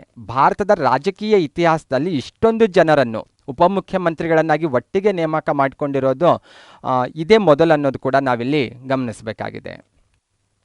ನೆಕ್ಸ್ಟ್ ಮೂರನೇ ಪ್ರಶ್ನೆಗೆ ಹೋಗೋದಾದರೆ 371J ಹೈದರಾಬಾದ್ ಕರ್ನಾಟಕಕ್ಕೆ ವಿಶೇಷ ಸ್ಥಾನಮಾನ ದೊರಕಿಸಿದ ತಿದ್ದುಪಡಿ ಯಾವುದು ಅಂತ ಕೇಳಿದ್ದಾರೆ. ಆಪ್ಷನ್ಸ್ ಆಗಿ 99, 101, 97, 98 ಅಂತ 4 ಆಪ್ಷನ್ಸ್ ಕೊಟ್ಟಿದ್ದಾರೆ. ಇದಕ್ಕೆ ಸರಿಯಾದ ಉತ್ತರ 98. ಓಕೆ, ಇದಕ್ಕೆ ರಿಲೇಟೆಡ್ ಆಗಿ ನೋಡ್ತಾ ಹೋದರೆ 98ನೇ ಸಂವಿಧಾನ ತಿದ್ದುಪಡಿಯ ಮೂಲಕ ಭಾರತ ಸಂವಿಧಾನದಲ್ಲಿ 371J ಅನ್ನುವಂಥ ಒಂದು ವಿಧಿಯನ್ನು ಸೇರ್ಪಡೆ ಮಾಡಲಾಯಿತು. ಓಕೆ, ಯಾವುದಕ್ಕೆ ರಿಲೇಟೆಡ್ ಆಗಿದೆ ಈ ತಿದ್ದುಪಡಿಗೆ ರಿಲೇಟೆಡ್ ಆಗಿ ಎಷ್ಟನೇ ಮಸೂದೆ ಮಂಡಿಸಲಾಯಿತು ಅಂತ ನೋಡೋದಾದರೆ, ಭಾರತ ಸಂವಿಧಾನದಲ್ಲಿ 371J ಅನ್ನುವಂಥ ಉಪವಿಧಿಯನ್ನು ಸೇರ್ಪಡೆ ಮಾಡುವ ಉದ್ದೇಶದಿಂದ 118ನೇ ಸಂವಿಧಾನ ತಿದ್ದುಪಡಿ ಮಸೂದೆಯನ್ನು ಸಂಸತ್ನಲ್ಲಿ 2012ರಲ್ಲಿ ಮಂಡಿಸಲಾಯಿತು. ಅದೇ ವರ್ಷ ಅದು ಸಂಸತ್ನಿಂದ ಅಂಗೀಕಾರ ಪಡೆದುಕೊಂಡಿತು. ಈ ಮಸೂದೆಗೆ 2013 ಜನವರಿ 1ರಂದು ಅಂದಿನ ಭಾರತದ ರಾಷ್ಟ್ರಪತಿ ಆಗಿದ್ದಂತಹ ಪ್ರಣವ್ ಮುಖರ್ಜಿ ಅವರು ಸಹಿ ಹಾಕ್ತಾರೆ. ಈ ಮೂಲಕ ಈ ಮಸೂದೆ ಕಾಯ್ದೆಯಾಗಿ ಜಾರಿಗೆ ಬರುತ್ತೆ. ಇದಕ್ಕೆ ನಾವು 98ನೇ ಸಂವಿಧಾನ ತಿದ್ದುಪಡಿ ಅಂತ ಕರೆಯೋದು. ಈ ತಿದ್ದುಪಡಿಯ ಮೂಲಕ ಕಲಬುರಗಿ ಕಂದಾಯ ವಿಭಾಗದಲ್ಲಿ ಬರುವಂತಹ 6 ಜಿಲ್ಲೆಗಳಿಗೆ ವಿಶೇಷ ಸ್ಥಾನಮಾನವನ್ನು ಕಲ್ಪಿಸಿಕೊಡ್ಲಾಯಿತು. ನೀವು ಸ್ಕ್ರೀನಲ್ಲಿ ಕರ್ನಾಟಕ ಇಮೇಜ್ ಕಾಣಿಸ್ತಾ ಇದೆ ಅಲ್ವಾ, ಅದರಲ್ಲಿ ಗ್ರೀನ್ ಕಲರಲ್ಲಿ ಹೈಲೈಟ್ ಆಗಿರುವಂತಹ 6 ಜಿಲ್ಲೆಗಳಿಗೆ ರಿಲೇಟೆಡ್ ಆಗಿರುವಂತಹ ತಿದ್ದುಪಡಿನೇ 98ನೇ ತಿದ್ದುಪಡಿಯಾಗಿದೆ. ಓಕೆ, ಈ ತಿದ್ದುಪಡಿಯ ಮೂಲಕ ಏನು ಸೌಲಭ್ಯ ಕಲ್ಪಿಸಿಕೊಡ್ಲಾಗಿದೆ ಅಂತ ನೋಡೋದಾದರೆ, ಹೈದರಾಬಾದ್ ಕರ್ನಾಟಕ ಪ್ರದೇಶಾಭಿವೃದ್ಧಿ ಮಂಡಳಿ ಅನ್ನುವಂಥ ಒಂದು ಮಂಡಳಿ ಅಸ್ತಿತ್ವಕ್ಕೆ ಬರುತ್ತೆ. ಇತ್ತೀಚೆಗೆ ಕರ್ನಾಟಕ ಸರ್ಕಾರ ಈ ಪ್ರದೇಶಾಭಿವೃದ್ಧಿ ಮಂಡಳಿಗೆ ಕಲ್ಯಾಣ ಕರ್ನಾಟಕ ಪ್ರದೇಶಾಭಿವೃದ್ಧಿ ಮಂಡಳಿ ಅಂತ ನಾಮಕರಣ ಮಾಡಿದೆ. ಅದರ ಜೊತೆಗೆ ಈ 6 ಜಿಲ್ಲೆಯ ಜನರಿಗೆ ಶಿಕ್ಷಣ, ಉದ್ಯೋಗ, ತರಬೇತಿಯಲ್ಲಿ ಮೀಸಲಾತಿ ಸೌಲಭ್ಯ ಕಲ್ಪಿಸಿಕೊಟ್ಟಿರೋದನ್ನು ಸಹ ಕಾಣ್ತೇವೆ. ಅಷ್ಟೇ ಅಲ್ಲ, ಸರ್ಕಾರ ವಿಶೇಷ ಅನುದಾನವನ್ನು ಕೂಡ ಬಿಡುಗಡೆ ಮಾಡ್ತಾ ಇದೆ. ಓಕೆ, ಬನ್ನಿ ಇದಕ್ಕೆ ರಿಲೇಟೆಡ್ ಆಗಿ ಯಾಕೆ ಈ ಸೌಲಭ್ಯ ಕಲ್ಪಿಸಿಕೊಡ್ಲಾಗಿದೆ 371 ವಿಧಿಯಲ್ಲಿ ಅಂತ ನೋಡ್ತಾ ಹೋದರೆ, 371ನೇ ವಿಧಿ ಸ್ಪಷ್ಟವಾಗಿ ತಿಳಿಸುವಂಥ ವಿಚಾರ ಏನಂದರೆ, ವಿಶೇಷ ಉಪಬಂಧಗಳನ್ನು ರಚನೆ ಮಾಡಲಿಕ್ಕೆ ಇದು ಅವಕಾಶ ಮಾಡಿಕೊಟ್ಟಿದೆ. ಸ್ಪೆಷಲಿ ಭಾರತ ಸ್ವತಂತ್ರ ಬಂದ ಸಂದರ್ಭದಲ್ಲಿ ಏನು ದೇಶೀಯ ಸಂಸ್ಥಾನಗಳು ಒಕ್ಕೂಟಕ್ಕೆ ವಿಲೀನ ಆಗ್ತಾ ಇದೆಯಲ್ಲ, ಆ ಸಂದರ್ಭದಲ್ಲಿ ಎಲ್ಲ ಸಂಸ್ಥಾನಗಳು ಏಕಪ್ರಕಾರದಲ್ಲಿ ಅಭಿವೃದ್ಧಿ ಆಗಿರೋದಿಲ್ಲ. ಅದು ಅಷ್ಟೇ ಅಲ್ಲ, ಪ್ರೆಸೆಂಟ್ ಇವತ್ತಿನ ದಿನ ನೋಡಿದ್ರೂ ಕೂಡ ಒಂದು ರಾಜ್ಯದ ಎಲ್ಲ ಪ್ರದೇಶಗಳು ಸಾಮಾಜಿಕವಾಗಿ, ಆರ್ಥಿಕವಾಗಿ, ಶೈಕ್ಷಣಿಕವಾಗಿ ಈಕ್ವಲ್ ಆಗಿ ಡೆವಲಪ್ ಆಗಿರೋದನ್ನು ನಾವು ಕಾಣ್ತಾ ಇಲ್ಲ. ಹಾಗಾಗಿ ಯಾವ ಕ್ಷೇತ್ರಗಳು ಹಿಂದುಳಿದಿರ್ತಾವೋ ಅಂತಹ ಪ್ರದೇಶಗಳ ಅಭಿವೃದ್ಧಿಗೆ ವಿಶೇಷ ಉಪಬಂಧಗಳನ್ನು ರಚನೆ ಮಾಡಲಿಕ್ಕೆ 371ನೇ ವಿಧಿ ಅವಕಾಶ ಮಾಡಿಕೊಟ್ಟಿದೆ. ಓಕೆ, ಈ ವಿಧಿಯ ಜೊತೆಗೆ 371J ಅಸ್ತಿತ್ವಕ್ಕೆ ಬರಲಿಕ್ಕೆ ಇನ್ನೊಂದು ವಿಧಿನೂ ಕಾರಣ ಅಂತ ಹೇಳ್ಬೋದು. ಅದುವೇ 372 ಆರ್ಟಿಕಲ್. ಏನು 372 ಆರ್ಟಿಕಲ್ ಸ್ಪಷ್ಟಪಡಿಸೋದೇನೆಂದರೆ, ದೇಶೀಯ ಸಂಸ್ಥಾನಗಳು ಭಾರತ ಒಕ್ಕೂಟಕ್ಕೆ ವಿಲೀನ ಆಗುವಂಥ ಸಂದರ್ಭದಲ್ಲಿ ಆ ಸಂಸ್ಥಾನದಲ್ಲಿ ಯಾವುದಾದ್ರೂ ಸ್ಥಳೀಯ ಕಾಯ್ದೆಗಳ ಅಸ್ತಿತ್ವದಲ್ಲಿದ್ದರೆ ಆ ಕಾಯ್ದೆಗಳನ್ನು ಮುಂದುವರಿಸಿಕೊಂಡು ಹೋಗ್ಲಿಕ್ಕೂ ಅವಕಾಶ ಮಾಡಿಕೊಟ್ಟಿದೆ. ಈ 2 ವಿಧಿಗಳನ್ನು ಆಧರಿಸಿ 371J ಅಸ್ತಿತ್ವಕ್ಕೆ ಬಂದಿದೆ ಅಂತ ನಾವು ಹೇಳ್ಬೋದು. ಓಕೆ, ಹಾಗಾದರೆ 371Jಗೆ ಮೂಲ ನೋಡ್ತಾ ಹೋದರೆ, ಇದರ ಮೂಲ ನಮಗೆ ಸಿಗೋದು ಹೈದರಾಬಾದ್ ಸಂಸ್ಥಾನದಲ್ಲಿ ಹೈದರಾಬಾದ್ನ ನಿಜಾಮ ಅನುಷ್ಠಾನಕ್ಕೆ ತಂದಿರುವಂತಹ ಮುಲ್ಕಿ ಕಾನೂನು ಇದಕ್ಕೆ ಮೂಲ ಅಂತ ನಾವು ಪರಿಗಣಿಸೋದು. 1919ರಲ್ಲಿ ಉಸ್ಮಾನ್ ಅಲಿ ಖಾನ್ ಸಿದ್ದಿಕ್ ಅನ್ನುವಂತಹ ಹೈದರಾಬಾದ್ನ ನಿಜಾಮ ತನ್ನ ಸಂಸ್ಥಾನದಲ್ಲಿ ಮುಲ್ಕಿ ಕಾನೂನು ಅನ್ನುವಂಥ ಒಂದು ಕಾನೂನನ್ನು ಜಾರಿಗೆ ತರ್ತಾನೆ. ಈ ಕಾನೂನಿನ ಉದ್ದೇಶ ಏನಾಗಿತ್ತಂದರೆ, ಹೈದರಾಬಾದ್ ಸಂಸ್ಥಾನದಲ್ಲಿ ನಡೆಯುವಂತಹ ನೇಮಕಾತಿಯಲ್ಲಿ ಅಲ್ಲಿನ ಸ್ಥಳೀಯ ಜನರಿಗೆ ಮೀಸಲಾತಿ ಸೌಲಭ್ಯ ಕಲ್ಪಿಸ್ಕೊಡ್ಬೇಕನ್ನೋದು. ಓಕೆ, ಇದನ್ನೇ ಆಧರಿಸಿ 372 ವಿಧಿಯಲ್ಲಿ ಸ್ಥಳೀಯ ಕಾಯ್ದೆಯನ್ನು ಮುಂದೆ ಅನುಷ್ಠಾನಕ್ಕೆ ತರಲಿಕ್ಕೆ ಅಥವಾ ಮುಂದುವರಿಸಿಕೊಂಡು ಹೋಗಲಿಕ್ಕೆ ಅವಕಾಶ ಮಾಡಿಕೊಟ್ಟಿದ್ದಾರಂತ ನಾವಿಲ್ಲಿ ಗುರುತಿಸ್ತಾ ಇರೋದು. ಓಕೆ, 371 ವಿಧಿಯಲ್ಲಿ ಕೇವಲ ಕರ್ನಾಟಕ ಅಷ್ಟೇ ಸೌಲಭ್ಯ ಪಡ್ಕೊಂಡಿದ್ದೇನೆ ಅಥವಾ ಇನ್ನೂ ಕೆಲವೊಂದು ರಾಜ್ಯಗಳು ಪಡ್ಕೊಂಡಿದ್ದಾವೆ ಅಂತ ನೋಡ್ತಾ ಹೋದರೆ, ಸಾಕಷ್ಟು ರಾಜ್ಯಗಳು ಇಲ್ಲಿವರೆಗೂ 371 ವಿಧಿಯಲ್ಲಿ ಸೌಲಭ್ಯ ಪಡ್ಕೊಂಡಿರೋದನ್ನು ನಾವು ಕಾಣ್ತೇವೆ. ಫಸ್ಟ್ ಒನ್ ಗುಜರಾತ್ ಮತ್ತು ಮಹಾರಾಷ್ಟ್ರ ಆಗಿರ್ಬೋದು. ಸ್ಪೆಷಲಿ ಮಹಾರಾಷ್ಟ್ರದಲ್ಲಿ ವಿದರ್ಭ ಮತ್ತು ಮರಾಠವಾಡ ಆಗಿರ್ಬೋದು, ಗುಜರಾತ್ನಲ್ಲಿ ಸೌರಾಷ್ಟ್ರ ಮತ್ತು ಕಚ್ ಪ್ರದೇಶ ಆಗಿರ್ಬೋದು 371 ವಿಧಿಯಲ್ಲಿ ಸೌಲಭ್ಯ ಪಡ್ಕೊಂಡಿದ್ದಾವೆ ವಿಶೇಷ ಸೌಲಭ್ಯಗಳನ್ನು. ಅದರ ಜೊತೆಗೆ ನಾಗಾಲ್ಯಾಂಡ್, ಅಸ್ಸಾಂ, ಮಣಿಪುರ ಆಗಿರ್ಬೋದು, ಆಂಧ್ರ ಪ್ರದೇಶ, ಸ್ಪೆಷಲಿ ತೆಲಂಗಾಣಕ್ಕೆ ರಿಲೇಟೆಡ್ ಆಗಿರ್ಬೋದು, ಸಿಕ್ಕಿಂ, ಮಿಜೋರಾಂ, ಅರುಣಾಚಲ್ ಪ್ರದೇಶ್, ಗೋವಾ, ಹೀಗೆ ಸಾಕಷ್ಟು ರಾಜ್ಯಗಳು 371 ವಿಧಿಯಲ್ಲಿ ಸೌಲಭ್ಯ ಪಡ್ಕೊಂಡಿರೋದನ್ನು ಕಾಣ್ತೇವೆ. ಇತ್ತೀಚೆಗೆ ಈ ವಿಧಿಯಲ್ಲಿ ಸೌಲಭ್ಯ ಪಡ್ಕೊಂಡಿರುವಂಥ ರಾಜ್ಯ ಅಂದರೆ ಕರ್ನಾಟಕ, ಅದು ಸ್ಪೆಷಲಿ ಕಲಬುರಗಿ ವಿಭಾಗ ಅಥವಾ ಕಲ್ಯಾಣ ಕರ್ನಾಟಕ ಪ್ರದೇಶ ಪಡ್ಕೊಂಡಿದೆ. ಇದಾದ ನಂತರ ಇನ್ನು ಯಾವುದೇ ರಾಜ್ಯದ ಯಾವುದೇ ಪ್ರದೇಶಕ್ಕೂ ಕೂಡ 371 ವಿಧಿಯಲ್ಲಿ ವಿಶೇಷ ಸೌಲಭ್ಯ ಕಲ್ಪಿಸ್ಕೊಟ್ಟಿಲ್ಲ. ಓಕೆ ಫ್ರೆಂಡ್ಸ್, ನೆಕ್ಸ್ಟ್ 4ನೇ ಪ್ರಶ್ನೆಗೆ ಹೋಗೋದಾದರೆ, ಲೋಕಸಭಾ ಅಧ್ಯಕ್ಷರು ತಮ್ಮ ರಾಜೀನಾಮೆ ಪತ್ರ ಯಾರಿಗೆ ನೀಡಬೇಕಂತ ಕ್ವಶನ್ ಫ್ರೇಮ್ ಆಗಿರೋದು. ಪ್ರಧಾನಮಂತ್ರಿಗ, ರಾಷ್ಟ್ರಪತಿನ, ಅಥವಾ ಉಪ ಲೋಕಸಭಾಪತಿನ, ಅಥವಾ ಸಂಸತ್ತು ಅಂತ 4 ಆಪ್ಷನ್ಸ್ ಕೊಟ್ಟಿದ್ದಾರೆ. ಇದಕ್ಕೆ ಸರಿಯಾದ ಉತ್ತರ ಉಪ ಲೋಕಸಭಾಪತಿ ಅಥವಾ ಡೆಪ್ಟಿ ಸ್ಪೀಕರ್ಗೆ ಅವರು ತಮ್ಮ ರಾಜೀನಾಮೆ ಪತ್ರವನ್ನು ಕೊಡ್ಬೋದು. ಓಕೆ, ನಿಮ್ಮ ಹತ್ರ ಒಂದು ಲಿಸ್ಟ್ ಇರಬೇಕು. ಸ್ಪೆಷಲಿ PCPSI ಎಕ್ಸಾಮ್ ಬರೆಯುವಂಥ ಅಭ್ಯರ್ಥಿಗಳಿಗೆ ನಾನು ಇದನ್ನು ಫೋಕಸ್ ಮಾಡೋದು. ನಿಮ್ಮ ಹತ್ರ ಒಂದು ಲಿಸ್ಟ್ ಇರಬೇಕು, ಯಾರು ಯಾರಿಗೆ ರಾಜೀನಾಮೆ ಕೊಡ್ತಾರೆ ಅನ್ನೋದು. ಓಕೆ, ರಾಷ್ಟ್ರಪತಿ ತಮ್ಮ ರಾಜೀನಾಮೆ ಪತ್ರವನ್ನು ಉಪರಾಷ್ಟ್ರಪತಿಗೆ ನೀಡಬೇಕು. ಅದನ್ನು ಹೊರತುಪಡಿಸಿದ್ರೆ ಉಪರಾಷ್ಟ್ರಪತಿ, ಪ್ರಧಾನಮಂತ್ರಿ, ಅಟಾರ್ನಿ ಜನರಲ್ ಇರ್ಬೋದು, ರಾಜ್ಯಪಾಲರು ಇರ್ಬೋದು, ಅಥವಾ ಸುಪ್ರೀಂ ಕೋರ್ಟ್ನ ಮುಖ್ಯ ನ್ಯಾಯಾಧೀಶರಾಗಿರ್ಬೋದು, ಹೈಕೋರ್ಟ್ ಮುಖ್ಯ ನ್ಯಾಯಾಧೀಶರಾಗಿರ್ಬೋದು, CAG ಆಗಿರ್ಬೋದು, ಅಥವಾ UPSC ಅಥವಾ JPSC ಅಧ್ಯಕ್ಷರು, ಈ ಎಲ್ಲರೂ ತಮ್ಮ ರಾಜೀನಾಮೆ ಪತ್ರವನ್ನು ರಾಷ್ಟ್ರಪತಿಗೆ ನೀಡೋದು. ಇದನ್ನು ಹೊರತುಪಡಿಸಿದರೆ ಲೋಕಸಭಾ ಸ್ಪೀಕರ್, ಲೋಕಸಭೆಯ ಡೆಪ್ಟಿ ಸ್ಪೀಕರ್ಗೆ ತಮ್ಮ ರಾಜೀನಾಮೆ ಪತ್ರ ನೀಡಬೇಕು. ಲೋಕಸಭೆಯ ಡೆಪ್ಟಿ ಸ್ಪೀಕರ್ ತಮ್ಮ ರಾಜೀನಾಮೆ ಪತ್ರವನ್ನು ಸ್ಪೀಕರ್ಗೆ ನೀಡ್ತಾರೆ. ಇನ್ನು ರಾಜ್ಯಸಭೆಯ ಉಪಸಭಾಪತಿ ಅಥವಾ ರಾಜ್ಯಸಭೆಯ ಸದಸ್ಯರು ಯಾರಿಗೆ ರಾಜೀನಾಮೆ ಪತ್ರ ನೀಡ್ತಾರೆ ಅಂತ ಕೇಳಿದ್ರೆ ರಾಜ್ಯಸಭಾ ಸಭಾಧ್ಯಕ್ಷರಿಗೆ ನೀಡೋದು. ಓಕೆ, ರಾಜ್ಯಸಭಾ ಸಭಾಧ್ಯಕ್ಷರು ಯಾರಾಗಿರ್ತಾರಂತೂ ಕೂಡ ಗೊತ್ತಿರಬೇಕು. ಉಪರಾಷ್ಟ್ರಪತಿಯವರೇ ರಾಜ್ಯಸಭೆಗೆ ಸಭಾಪತಿ ಆಗಿರ್ತಾರೆ. ಹಾಗಾಗಿ ಆಪ್ಷನ್ಸಲ್ಲಿ ನಿಮಗೆ ರಾಜ್ಯಸಭಾ ಸಭಾಪತಿ ಅಂತೂ ಕೊಡ್ಬೋದು ಅಥವಾ ಉಪರಾಷ್ಟ್ರಪತಿ ಅಂತಾದರೂ ಕೊಡ್ಬೋದು. ಇವೆರಡನ್ನು ನೀವು ಭಾಳ ಇಂಪಾರ್ಟೆಂಟ್ ಅಂತ ಫೋಕಸ್ ಮಾಡ್ತಾ ಹೋಗಬೇಕು. ಓಕೆ, ನೆಕ್ಸ್ಟ್ 5ನೇ ಪ್ರಶ್ನೆಗೆ ಹೋಗೋದಾದರೆ, ಭಾರತ ಸಂವಿಧಾನದ ಕರಡು ಸಮಿತಿ ಅಧ್ಯಕ್ಷರು ಯಾರಾಗಿದ್ರು ಅಂತ ಪ್ರಶ್ನೆ ಇರೋದು. Doctor Rajendra Prasad, Sachchidananda Sinha, doctor BR Ambedkar, doctor BN Roy ಅಂತ 4 ಜನರನ್ನು ಇಲ್ಲಿ ಆಯ್ಕೆಯಾಗಿ ಕೊಟ್ಟಿದ್ದಾರೆ. ಎಲ್ಲರಿಗೂ ಗೊತ್ತಿರುವಂತಹ ಪ್ರಶ್ನೆ ಇದು. ಇದಕ್ಕೆ ಸರಿಯಾದ ಉತ್ತರ doctor BR Ambedkar ಅವರಾಗಿದ್ದಾರೆ. Okay, curd ಸಮಿತಿಗೆ ರಿಲೇಟೆಡ್ ಆಗಿ ನೋಡ್ತಾ ಹೋದರೆ ಕರಡು ಸಮಿತಿ ಯಾವಾಗ ಅಸ್ತಿತ್ವಕ್ಕೆ ಬಂದಿದೆ ಅನ್ನೋದು ಕ್ಲಿಯರ್ ಆಗಿರಬೇಕು. ಕರಡು ಸಮಿತಿ ಅಸ್ತಿತ್ವಕ್ಕೆ ಬಂದಿದ್ದು 1947 ಆಗಸ್ಟ್ 29ರಂದು. ಅಂದರೆ ಸಂವಿಧಾನ ರಚನಾ ಸಭೆ ಸಂವಿಧಾನ ರಚನೆಯ ಕಾರ್ಯವನ್ನು ತ್ವರಿತಗೊಳಿಸುವ ಉದ್ದೇಶದಿಂದ ಪ್ರಮುಖವಾಗಿ 22 ಸಮಿತಿಗಳನ್ನು ರಚನೆ ಮಾಡಿಕೊಳ್ಳುತ್ತೆ. ಅದರಲ್ಲಿ ಕರಡು ಸಮಿತಿಯು ಸಹ ಒಂದಾಗಿತ್ತು. ಪ್ರತಿಯೊಂದು ಸಮಿತಿಗೂ ಒಂದೊಂದು ವರ್ಕನ್ನಲ್ಲಿ ಡಿಸ್ಟ್ರಿಬ್ಯೂಟ್ ಮಾಡಿದ್ರು. ಅದರಲ್ಲಿ ಕರಡು ಸಮಿತಿಯ ಬಹುಮುಖ್ಯ ಕೆಲಸ ಏನಂದರೆ ಭಾರತ ಸಂವಿಧಾನದ ಕರಡನ್ನು ಸಿದ್ಧಪಡಿಸೋದಾಗಿತ್ತು. ಈ ಸಮಿತಿಯಲ್ಲಿ ಒಟ್ಟು 7 ಜನ ಸದಸ್ಯರಿದ್ರು. ಅಂದರೆ ಅಧ್ಯಕ್ಷರು ಸೇರಿದಂತೆ ಒಟ್ಟು 7 ಜನ ಈ ಡ್ರಾಫ್ಟಿಂಗ್ ಕಮಿಟಿಯಲ್ಲಿ ಇರೋದನ್ನು ಕಾಣ್ತೇವೆ. ಆಲ್ರೆಡಿ ಇಲ್ಲಿ ಸ್ಕ್ರೀನಲ್ಲಿ ಲಿಸ್ಟ್ ಕೂಡ ಕಾಣಿಸ್ತಾ ಇದೆ. ಡಾಕ್ಟರ್ BR ಅಂಬೇಡ್ಕರ್ ಅವರು ಈ ಕರಡು ಸಮಿತಿಗೆ ಅಧ್ಯಕ್ಷರಾಗಿದ್ದರು. N ಗೋಪಾಲಸ್ವಾಮಿ ಅಯ್ಯಂಗಾರ್ ಇವರು ಸದಸ್ಯರಾಗಿದ್ದರು. ಅಲ್ಲಾಡಿ ಕೃಷ್ಣಸ್ವಾಮಿ ಅಯ್ಯರ್, KM ಮುನ್ಷಿ ಆಗಿರ್ಬೋದು, ಮೊಹಮ್ಮದ್ ಸಾದುಲ್ಲಾ ಆಗಿರ್ಬೋದು, N ಮಾಧವರಾವ್, TT ಕೃಷ್ಣಮಾಚಾರಿ, ಹೀಗೆ ಅಧ್ಯಕ್ಷರ ಜೊತೆ ಇನ್ನೂ 6 ಜನ ಸದಸ್ಯರು ಈ ಕರಡು ಸಮಿತಿಯಲ್ಲಿ ಇರೋದನ್ನು ಕಾಣ್ತೇವೆ. ಇದರಲ್ಲಿ ಇಬ್ಬರ ಬಗ್ಗೆ ಇನ್ನೂ ಕ್ವಶನ್ ಫ್ರೇಮ್ ಆಗ್ಬೋದು. N ಮಾಧವರಾವ್ ಇವರ ಪ್ಲೇಸಿಗೆ BL ಲಿಟ್ಟರ್ ಅವರು ಆಮೇಲೆ ರೀಪ್ಲೇಸ್ ಆಗ್ತಾರೆ. TT ಕೃಷ್ಣಮಾಚಾರಿ ಅವರ ಪ್ಲೇಸಲ್ಲಿ DP ಕೈತಾನ್ ಅವರು ರೀಪ್ಲೇಸ್ ಆಗ್ತಾರೆ. ಒಟ್ಟು ಅಧ್ಯಕ್ಷರು ಸೇರಿದಂತೆ ಒಟ್ಟು 7 ಜನ ಸದಸ್ಯರು ಈ ಕಮಿಟಿಯಲ್ಲಿ ಕಾರ್ಯನಿರ್ವಹಿಸಿರೋದನ್ನು ನಾವು ಕಾಣ್ತೇವೆ. ನೆಕ್ಸ್ಟ್ 6ನೇ ಪ್ರಶ್ನೆಗೆ ಹೋಗೋದಾದರೆ, ಸಮಾನತೆಯ ಹಕ್ಕು ಪ್ರತಿಪಾದಿಸುವ ವಿಧಿ ಯಾವುದಂತ ಕ್ವಶನ್ ಫ್ರೇಮ್ ಆಗಿರೋದು. ಇದಕ್ಕೆ ರಿಲೇಟೆಡ್ ಆಗಿ 4 ಆಪ್ಷನ್ಸ್ ಕೂಡ ಕೊಟ್ಟಿದ್ದಾರೆ. 13ನೇ ವಿಧಿ, 14ನೇ ವಿಧಿ, 15ನೇ ವಿಧಿ, 16ನೇ ವಿಧಿ ಅಂತ. ಇಲ್ಲೊಂದು ಸ್ವಲ್ಪ ಕನ್ಫ್ಯೂಷನ್ ಆಗ್ಬೋದು. ಏಕೆಂದರೆ ಸಮಾನತೆ ಹಕ್ಕಿನ ಬಗ್ಗೆ ಹೇಳುವಂಥ ವಿಧಿಗಳು 14ರಿಂದ 18ರವರೆಗೆ ಇರೋದು. ಇಲ್ಲಿ ನೋಡಿದ್ರೆ 14, 15, 16 ಮೂರು ಕೂಡ ಆಪ್ಷನ್ಸಲ್ಲಿದ್ದಾವೆ. ಆದರೆ ನಾವು ಸೂಕ್ಷ್ಮವಾಗಿ ಇದನ್ನು ಅವಲೋಕಿಸಿ ನೋಡಿದಾಗ 14ನೇ ವಿಧಿ ಇದಕ್ಕೆ ಹೆಚ್ಚು ಸೂಕ್ತವಾದಂಥ ಉತ್ತರ ಆಗುತ್ತೆ ಅಂತ ಹೇಳ್ಬೋದು. ಏಕೆ ಅಂತ ಮುಂದೆ ನಾವು ಕ್ಲಿಯರ್ ಮಾಡ್ತಾ ಹೋಗೋಣ. ಮೊದಲನೇದಾಗಿ ಮೂಲಭೂತ ಹಕ್ಕುಗಳ ಬಗ್ಗೆ ಸ್ವಲ್ಪ ಬೇಸಿಕ್ ಪಾಯಿಂಟ್ಸ್ ಕ್ಲಿಯರ್ ಮಾಡ್ಕೊಳ್ಳೋಣ. ಮೊದಲನೇದಾಗಿ ಮೂಲಭೂತ ಹಕ್ಕುಗಳಿಗೆ ರಿಲೇಟೆಡ್ ಆಗಿರುವಂಥ ಭಾರತ ಸಂವಿಧಾನದ ಭಾಗ ಯಾವುದನ್ನೋದು ಕ್ಲಿಯರ್ ಆಗಿರಬೇಕು. ಭಾರತ ಸಂವಿಧಾನದ 3ನೇ ಭಾಗ ಮೂಲಭೂತ ಹಕ್ಕುಗಳಿಗೆ ರಿಲೇಟೆಡ್ ಆಗಿರೋದು. 3ನೇ ಭಾಗದಲ್ಲಿರುವಂತಹ 12ರಿಂದ 35ರವರೆಗಿನ ವಿಧಿಗಳು ಮೂಲಭೂತ ಹಕ್ಕುಗಳ ಬಗ್ಗೆ ವಿವರಣೆ ಕೊಡ್ತವೆ. ಅದರ ಜೊತೆಗೆ ಭಾರತ ಸಂವಿಧಾನದ 3ನೇ ಭಾಗ ಅಥವಾ ಈ ಮೂಲಭೂತ ಹಕ್ಕುಗಳನ್ನು ಅಮೆರಿಕದ ಬಿಲ್ ಆಫ್ ರೈಟ್ಸ್ನಿಂದ ಎರವಲು ಪಡೆಯಲಾಗಿದೆ. ಅಷ್ಟೇ ಅಲ್ಲ, ಭಾರತ ಸಂವಿಧಾನದ 3ನೇ ಭಾಗಕ್ಕೆ ಭಾರತ ಸಂವಿಧಾನದ ಮ್ಯಾಗ್ನಾ ಕಾರ್ಟ್ ಅಂತ ಕೂಡ ಕರೆಯಲಾಗುತ್ತೆ. ಮ್ಯಾಗ್ನಾ ಕಾರ್ಟ್ ಬಗ್ಗೆ ನೀವು ಬ್ರಿಟನ್ನಲ್ಲಿ ಕೇಳಿರ್ತೀರಿ.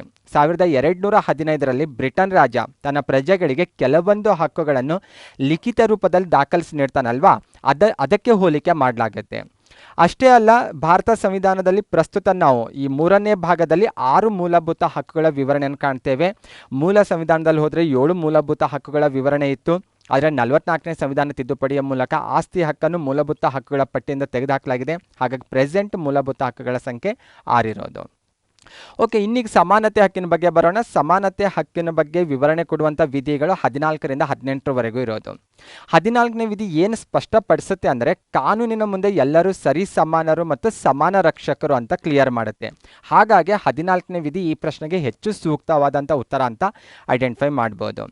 15ನೇ ವಿಧಿಗೆ ಹೋಗೋದಾದರೆ 15ನೇ ವಿಧಿ ಧರ್ಮ, ಜನಾಂಗ, ಜಾತಿ, ಜನ್ಮಸ್ಥಳ ಮತ್ತು ಲಿಂಗ ಇವುಗಳ ಆಧಾರದ ಮೇಲೆ ನಾವು ಯಾವುದೇ ಒಬ್ಬ ವ್ಯಕ್ತಿಯನ್ನು ಯಾವುದೇ ಸಾರ್ವಜನಿಕ ಸ್ಥಳಗಳಲ್ಲಿ ನಾವು ತಾರತಮ್ಯ ಮಾಡೋ ಹಾಗಿಲ್ಲ. ಇತ್ತೀಚೆಗೆ ನೀವು ಶಬರಿಮಲೆ ತೀರ್ಪನ್ನು ಕೇಳಿರ್ಬೋದು. ಮಹಿಳೆಯರ ಪ್ರವೇಶಕ್ಕೆ ಇದ್ದಂಥ ನಿರ್ಬಂಧವನ್ನು ರದ್ದುಪಡಿಸಿ ಸುಪ್ರೀಂ ಕೋರ್ಟ್ ತನ್ನ ತೀರ್ಪನ್ನು ಪ್ರಕಟಿಸಿತು. ಸುಪ್ರೀಂ ಕೋರ್ಟ್ ತನ್ನ ತೀರ್ಪಿನಲ್ಲಿ ಇದನ್ನೇ ಸ್ಪಷ್ಟವಾಗಿ ಮೆನ್ಷನ್ ಮಾಡಿದ್ದು ಏನೆಂದರೆ, ಸಾರ್ವಜನಿಕ ಸ್ಥಳಗಳಲ್ಲಿ ನಾವು ಯಾವುದೇ ಕಾರಣಕ್ಕೂ ಲಿಂಗದ ಆಧಾರದ ಮೇಲೆ ನಾವು ತಾರತಮ್ಯ ಮಾಡಂಗಿಲ್ಲ ಅಥವಾ ಯಾವುದೇ ಒಬ್ಬ ವ್ಯಕ್ತಿಯ ಪ್ರವೇಶವನ್ನು ನಾವು ನಿರ್ಬಂಧಿಸಂಗಿಲ್ಲ. ಒಂದು ವೇಳೆ ನಿರ್ಬಂಧಿಸಿದ್ರೆ 15ನೇ ವಿಧಿಯ ಉಲ್ಲಂಘನೆ ಆಗುತ್ತೆ. ಅದರ ಜೊತೆಗೆ 25 ಮತ್ತು 26ನೇ ವಿಧಿಯ ಉಲ್ಲಂಘನೆ ಆಗುತ್ತೆ ಅಂತ ಸುಪ್ರೀಂ ಕೋರ್ಟ್ ಸ್ಪಷ್ಟಪಡಿಸಿದೆ. ಹಾಗಾಗಿ 15ನೇ ವಿಧಿಯ ಪ್ರಕಾರ ಈ 5 ಅಂಶಗಳ ಆಧಾರದ ಮೇಲೆ ನಾವು ತಾರತಮ್ಯ ಮಾಡೋ ಹಾಗಿಲ್ಲ. 16ನೇ ವಿಧಿಯ ಪ್ರಕಾರ ಸಾರ್ವಜನಿಕ ಉದ್ಯೋಗದಲ್ಲಿ ಎಲ್ಲರಿಗೂ ಸಮಾನ ಅವಕಾಶ ಕಲ್ಪಿಸಿಕೊಡ್ಬೇಕಂತಿದೆ. ಆದರೆ ಇದನ್ನು ಹೊರತುಪಡಿಸಿ ಸಮಾನತೆಯನ್ನು ಸಾಧಿಸುವ ಉದ್ದೇಶದಿಂದ ಕೆಲವೊಂದು ವಿಶಿಷ್ಟ ವರ್ಗಗಳಿಗೆ ಅಥವಾ ಲಿಂಗವನ್ನು ಆಧರಿಸಿ ನಾವು ಮೀಸಲಾತಿ ಕೊಟ್ಟಿರೋದನ್ನು ಸಹ ಕಾಣ್ತೇವೆ. 17ನೇ ವಿಧಿಯ ಪ್ರಕಾರ ಅನ್ಟಚಬಿಲಿಟಿ ಅಂದರೆ ಅಸ್ಪೃಶ್ಯತೆಯನ್ನು ರದ್ದುಪಡಿಸಲಾಗಿದೆ. ಇದನ್ನು ಸಾಕಷ್ಟು ಎಕ್ಸಾಮಲ್ಲಿ ಇದಕ್ಕೆ ಕ್ವಶನ್ ಫ್ರೇಮ್ ಆಗಿದ್ದಾವೆ. ಪರ್ಟಿಕ್ಯುಲರ್ ಕ್ವಶನ್ ಬಂದಾಗ ಇದ್ರ ಬಗ್ಗೆ ಡಿಟೇಲ್ ಆಗಿ ನಾವು ಚರ್ಚೆ ಮಾಡ್ತಾ ಹೋಗೋಣ. 18ನೇ ವಿಧಿಯ ಪ್ರಕಾರ ಬಿರುದುಗಳ ರದ್ದತಿ, ಸ್ಪೆಷಲಿ ಶಿಕ್ಷಣ ಮತ್ತು ಸೈನ್ಯಕ್ಕೆ ಸಂಬಂಧಿಸಿದ ಬಿರುದುಗಳನ್ನು ಹೊರತುಪಡಿಸಿ ಉಳಿದೆಲ್ಲ ಬಿರುದುಗಳ ರದ್ದತಿ. ಓಕೆ, 18ನೇ ವಿಧಿ ಬಗ್ಗೆ ಒಂದು ಕ್ಲಿಯರ್ ಮಾಡ್ಕೊಳ್ಳೋಣ. ಏನಂದರೆ, ಬಿರುದುಗಳು ಕೊಡೋದ್ರಿಂದ ಏನು ಸಮಾನತೆ ಹಕ್ಕಿನ ಉಲ್ಲಂಘನೆ ಆಗುತ್ತಾ ಅಂತ ಪ್ರಶ್ನೆ ಬರಬಹುದು. ಓಕೆ, ನೀವು ಸ್ವಾತಂತ್ರ್ಯ ಪೂರ್ವ ಕಾಲದಲ್ಲಿ ಬ್ರಿಟಿಷ್ ಸರ್ಕಾರ ಕೆಲವೊಬ್ಬರಿಗೆ ಬಿರುದುಗಳನ್ನು ನೀಡಿರೋದನ್ನು ಕಾಣ್ತೇವೆ. ರಾವ್ ಬಹದ್ದೂರ್ ಇರ್ಬೋದು, ದಿವಾನ್ ಇರ್ಬೋದು ಅಥವಾ ಮಹಾರಾಜ ಇರ್ಬೋದು, ಇಂತಹ ಬಿರುದುಗಳನ್ನು ನೀಡ್ತಾ ಇತ್ತು. ಸರ್ಕಾರ ನೀಡಿರುವಂಥ ಬಿರುದುಗಳನ್ನು ಆ ವ್ಯಕ್ತಿಯ ನಂತರ ಆತನ ವಂಶಸ್ಥರು ಕೂಡ ತಮ್ಮ ಹೆಸರುಗಳ ಮುಂದೆ ಈ ಬಿರುದನ್ನು ಬಳಕೆ ಮಾಡ್ಕೋತಾ ಇದ್ರು. ಯಾವಾಗ ಈ ಬಿರುದುಗಳ ಹೆಸರಿನ ಮುಂದೆ ಬಳಕೆ ಆಗುತ್ತೋ ಆವಾಗ ಸಮಾನತೆ ಹಕ್ಕಿನ ಉಲ್ಲಂಘನೆ ಆಗುತ್ತೆ ಅನ್ನೋದು ಸಂವಿಧಾನದ 18ನೇ ವಿಧಿಯ ವಾದ. ಹಾಗಾಗಿ ಬಿರುದುಗಳನ್ನು ಬಂದರೆ ಶಿಕ್ಷಣಕ್ಕೆ ಮತ್ತು ಸೈನ್ಯಕ್ಕೆ ಸಂಬಂಧಿಸಿದ ಬಿರುದುಗಳನ್ನು ಹೊರತುಪಡಿಸಿ ಬೇರೆ ಯಾವುದೇ ಬಿರುದನ್ನು ಸರ್ಕಾರ ನೀಡಂಗಿಲ್ಲ. ಹಾಗಾದರೆ ಶಿಕ್ಷಣಕ್ಕೆ ಮತ್ತು ಸೈನ್ಯಕ್ಕೆ ಸಂಬಂಧಿಸಿದ ಬಿರುದುಗಳಿಗೆ ಮಾತ್ರ ಏಕೆ ಅವಕಾಶ ಕಲ್ಪಿಸ್ಕೊಡ್ಲಾಗಿದೆ ಅನ್ನೋದು ಕೂಡ ನಾವಿಲ್ಲಿ ವಿಚಾರ ಮಾಡಬೇಕು.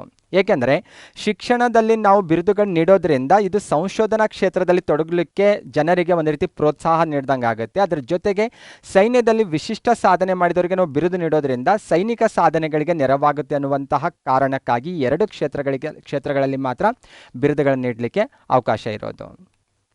ಓಕೆ, 14ನೇ ವಿಧಿ ಬಗ್ಗೆ ಇನ್ನೊಂದು ಸ್ವಲ್ಪ ಕ್ಲಿಯರ್ ಮಾಡ್ಕೊಳ್ಳೋಣ. 14ನೇ ವಿಧಿಯಲ್ಲಿ ಮುಖ್ಯವಾಗಿ 2 ಅಂಶ ನಾವು ಕಾಣ್ತೇವೆ. ಏನಂದರೆ, ಕಾನೂನಿನ ಮುಂದೆ ಎಲ್ಲರೂ ಸರಿ ಸಮಾನರು ಅಂತ.